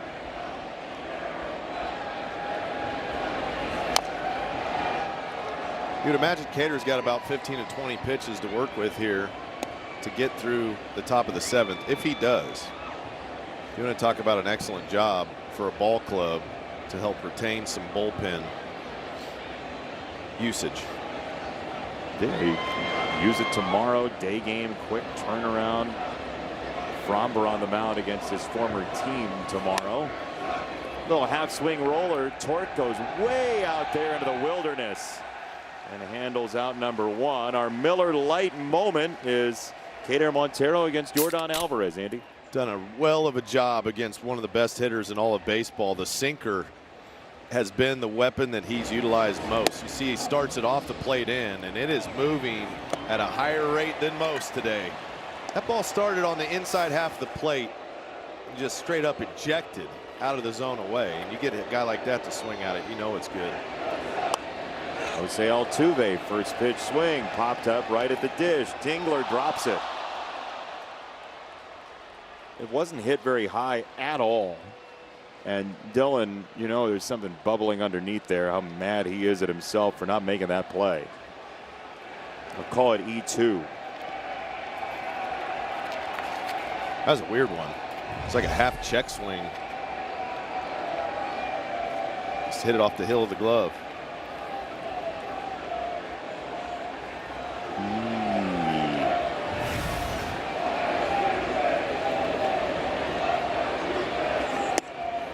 So I'll throw a sinker.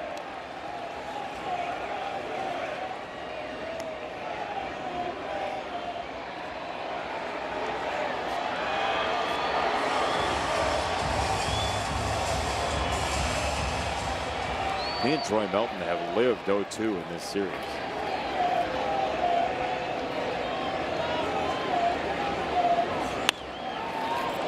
Line to left, hanging up there, and a sliding try by Vierling. He can't make the catch.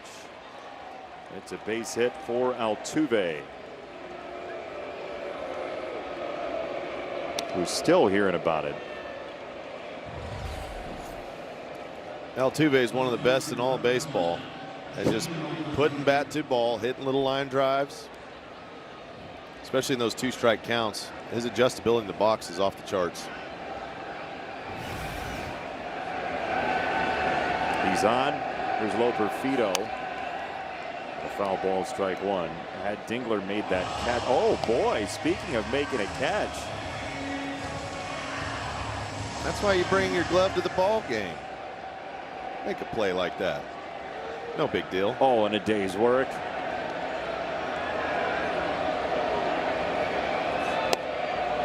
That's a Mitty. We have the award show coming up tomorrow. That's got to be a Mitty. Brought to you by your Metro Detroit Ram dealers. Right on the backhand side. Quick pump it up to the fans. Even got the right jersey on. Check swing, no go, 1-2.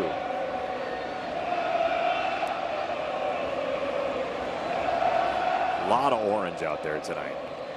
A lot of orange between the Astros and the Tigers. 1-2. Tick foul.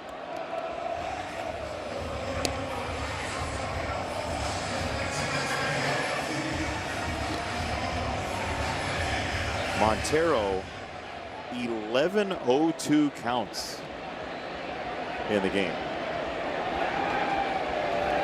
It's in 24 batters, almost half the time.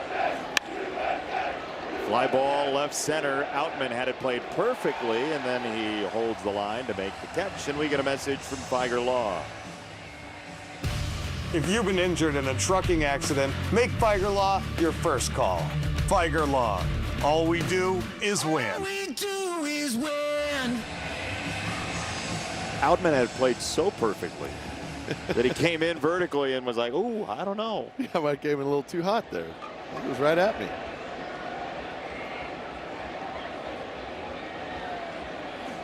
Yonder Diaz takes ball 1.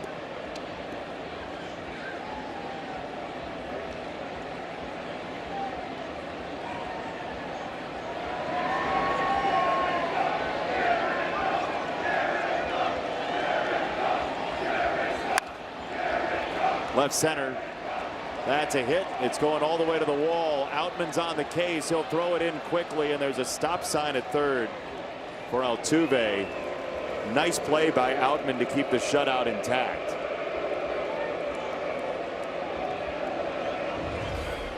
Once Diaz's ball split the gap, you see how he takes a perfect angle to it to get a nice little one-hop bounce, gets it in quickly.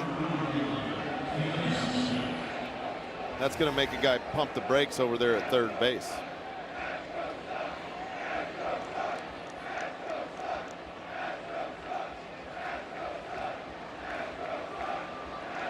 Cam Smith, 2 on, 2 out. First pitch grounded foul.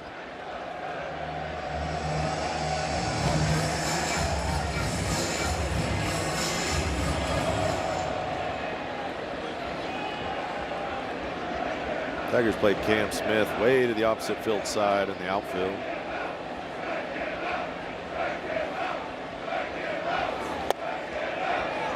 Ball and a strike on him. There you see that alley in left center. Well, he had a 2-0 heater. He got jammed on in his last at bat. If that's any indication.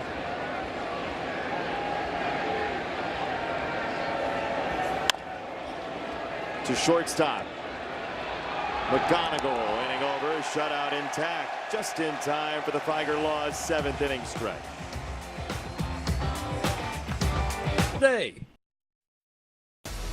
This copyrighted telecast is presented by authority of the Detroit Tigers and may not be reproduced or retransmitted in any form. And the accounts and descriptions of this game may not be disseminated without the express written consent of the Detroit Tigers. Tigers baseball on Detroit Sportsnet is brought to you by Wallside Windows, local and family owned, celebrating 82 years as Michigan's leader in replacement windows. And by your Metro Detroit Buick GMC dealers.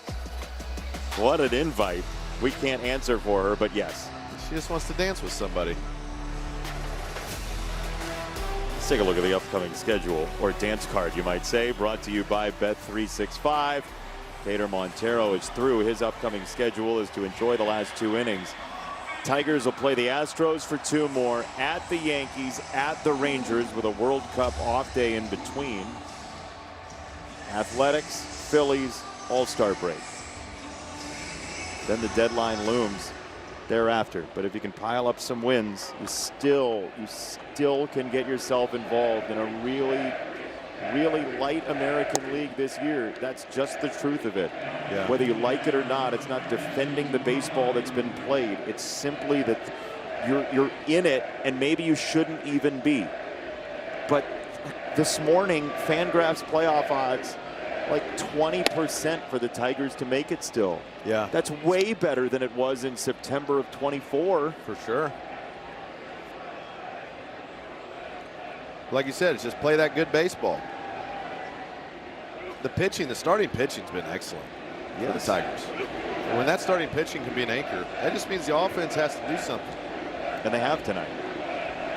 As Brian Abreu, who came off the restricted list yesterday, is on after 3 innings from Nate Pearson of 1-hit baseball. Abreu, our Wallside Windows pitching change. This has not been his best year as an Astro, but he has been, for the most part, a very reliable piece in their bullpen for years as he gets strike 3 on Carp.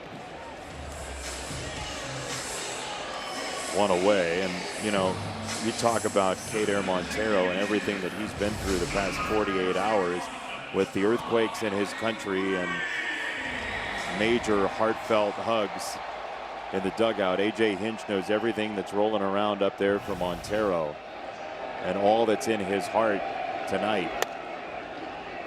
Well, you mentioned it with the World Baseball Classic. We got to really see how much these countrymen from Venezuela love their country, love baseball, and it's a very tight-knit community, the baseball community. Venezuela is a huge part of it.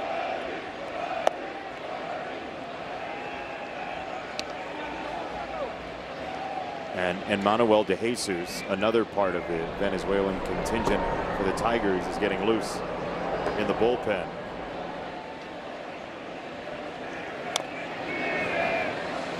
You can criticize a manager, a general manager, a president, everybody that you want. You're entitled to as a fan. But the one thing that I will always say about AJ Hinch, regardless of record, situation, pinch hits, whatever, he is extraordinarily in tune with the humans in that clubhouse. The ground ball to short, Jeremy Pena. And A.J. Hinch is one of the best I've ever been around at knowing what matters to a person, what matters to a team, and what buttons to push to make sure he does the right thing as much as he possibly can by all of his players. He's one of the best I've ever been around at the human understanding of what's going on in his players' lives and brains and hearts. Johnny Kane. Yeah, well, I think it's a great point, and I'm glad you brought that up. You know, we had a chance to sit down with AJ, which we do routinely here during long homestands, and to your point, you know, about obviously the individual players. Hang on. Hold that thought, Johnny. This is going to be out number 3. Yeah. We'll get back to you coming up in the top of the 8th. Finish that thought. 8-0 your score. Tigers with the lead as we go to the 8th. In a world that asks, what have you done? 8-0 Tigers on the Bet365 scoreboard. We have hit the top of the 8th inning, and indeed, Manuel De Jesus comes in as our Wallside Windows pitching change. He takes a moment to himself before he mounts the hill and will face 9-1-2 in the Astros order. Johnny, you were talking to A.J. Hinch before the game, and your thought continues from the bottom of the 7th. Johnny? Yeah, well, I appreciate it, man. And great to see De Jesus out there, fellow Venezuelan, getting an opportunity to pitch in this ball game. But A.J. was talking about, you know, this being obviously the 82nd game of the year. And, you know, we're all in the trenches together, he said. It doesn't change our day-to-day, our camaraderie, our brotherhood, that we come out and try to, you know, compete our tails off. He said, you look at what's at stake over the next 30 days. It's usually that point between 81 games and 100 games. You know, we talk about the halfway point being the All-Star break, but really right here, we're at the All-Star break. And they talked about the toughest stretch that he's had to endure since he's been managing here. When you look at what they did in the month of May, things haven't gone, you know, the way that they had hoped. But he said, we haven't been eliminated. We haven't gone into play for next year mode. Said we still have an opportunity, and we're remarkably close to that playoff picture right now. Yes, you had the disappointing stretch, which you can't erase, but you put your pants on, get your hat on, put your belt on, you cinch it up, and you keep battling because, you know, a couple of games ago they were wondering if that was going to be the impetus, that stretch where they strung some wins together. Might that be the stretch run, you know, to get them back into serious contention? You look at a game like tonight, you put an 8 spot on the board, you just never know when that turning point's going to happen.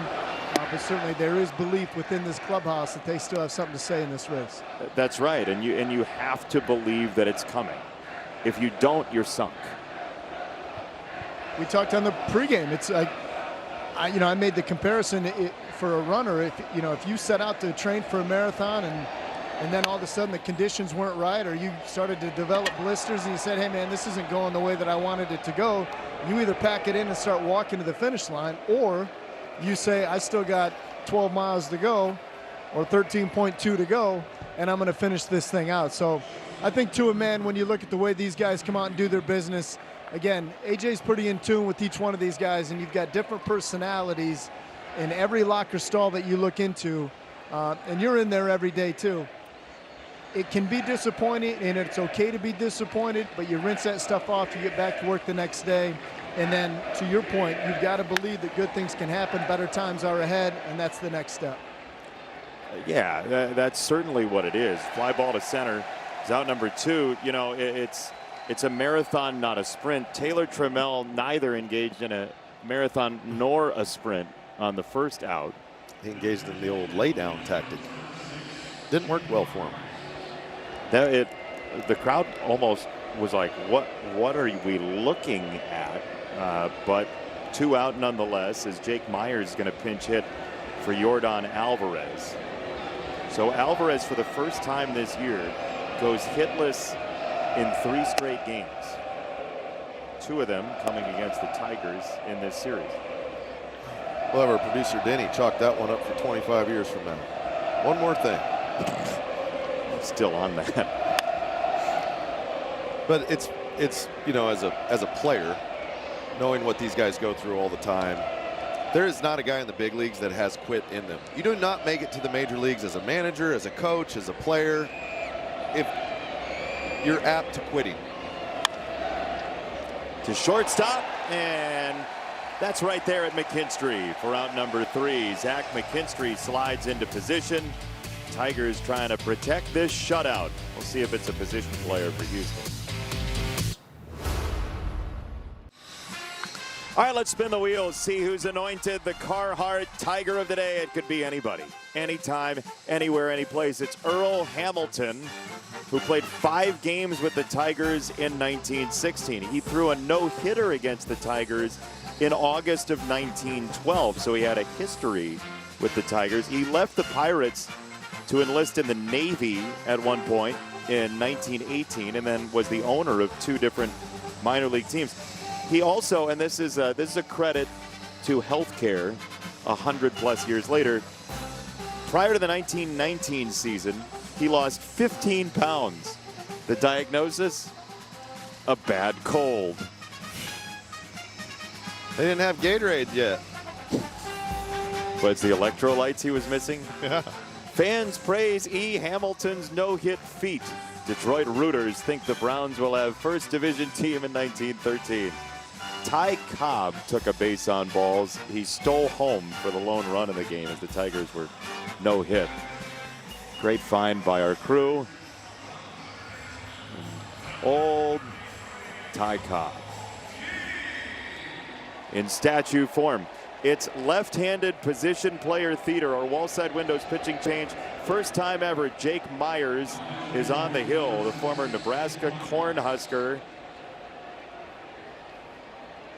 facing the Tigers in the 8th. 8 runs is the limit, and that is what allows him into the game. The mound's nothing new for Jake Myers. He actually pitched in Nebraska, too. He did. He had a 1.42 ERA in 2016. Yeah, he could throw it. Now, the stuff he's going to display today is not the same stuff that he was throwing when he was at Nebraska. You don't think? I think an aluminum bat and a high leg kick would have devastated that. 3-1's a chopper to second base. And Matthews the throw. You know, the one sign you need to look for when tomfoolery is possible is an umpire feverishly writing on a blue card, as Lance Barksdale was. A.J. Hinch is like, did you put C for question 5? You could see.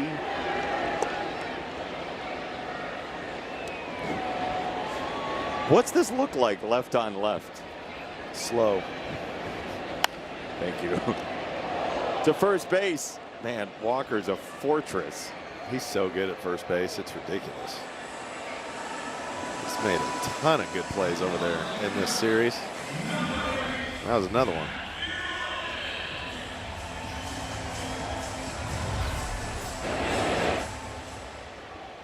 Quick hands. What's all this ball in play stuff? Jake Myers in the 2014 Nebraska State title game threw a 12 strikeout 5-hitter to win a state title. No K's here, but a 1-2-3 inning. He's a weapon. 90 Liberty. Tigers baseball on Detroit Sportsnet is brought to you by Figer Law. All we do is win. And by Menards. Save big money at Menards on all your home improvement needs. I know I'm supposed to tease the post-game show here. We'll talk about all the offense we saw, Andy Dirks and I. But I really wanted to talk about that sign. I think that's my favorite sign I've ever seen, guys. That is incredible. And I'm upset I don't have enough time to go find him or her and dance. Because I could use a little dance, you know? Wild Bruce chase from the desk? Wild Bruce chase to the desk, reverse Wild Bruce chase again? Oh, reverse Wild Bruce chase. You never know what you're going to see. Never. We'll dance all post-game if they come over here. Sounds great. That is a binding agreement. 2-0 from DeJesus to Delgado in his first at-bat of the day. And that is ball 3. You're not looking for a walk here. Wouldn't be ideal. He's going to just want to throw one right down Main Street. There's a strike, 3-1. Delgado tried to get in a getaway car. So if I get out of here quick enough, maybe the umpire will give it to me.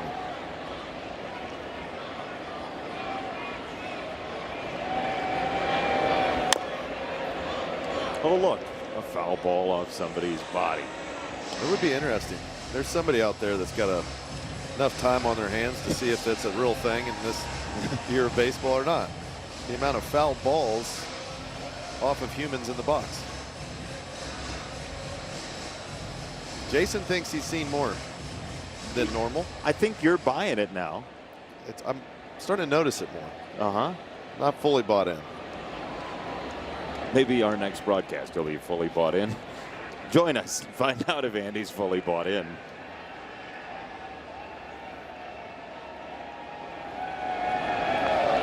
Three and two on Delgado from DeJesus.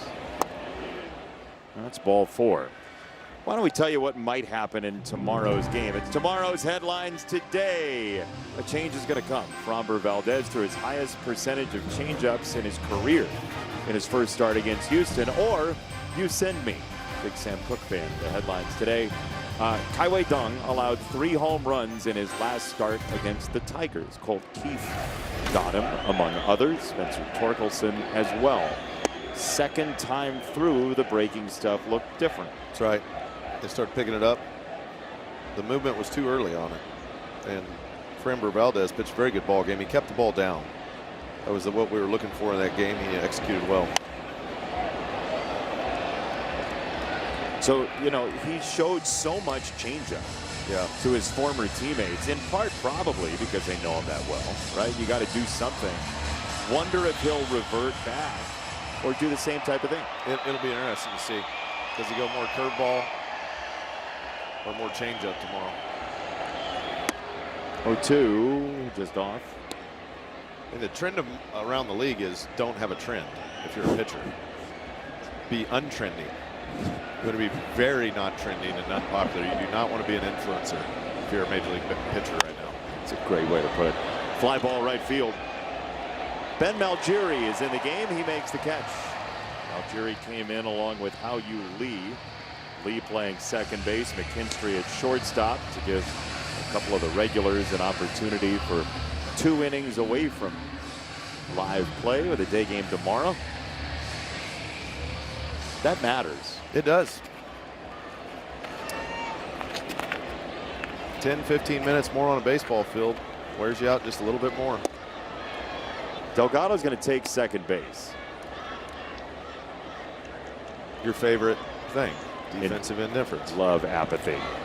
Officially recorded apathy.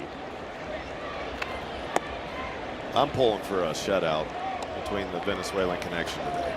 Yes. That would be awesome.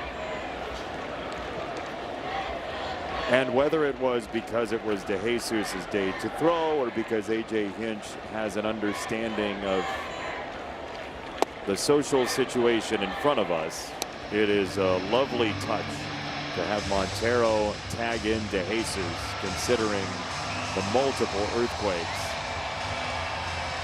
that fully upset and tortured Venezuela over the past 48 hours. 1-2.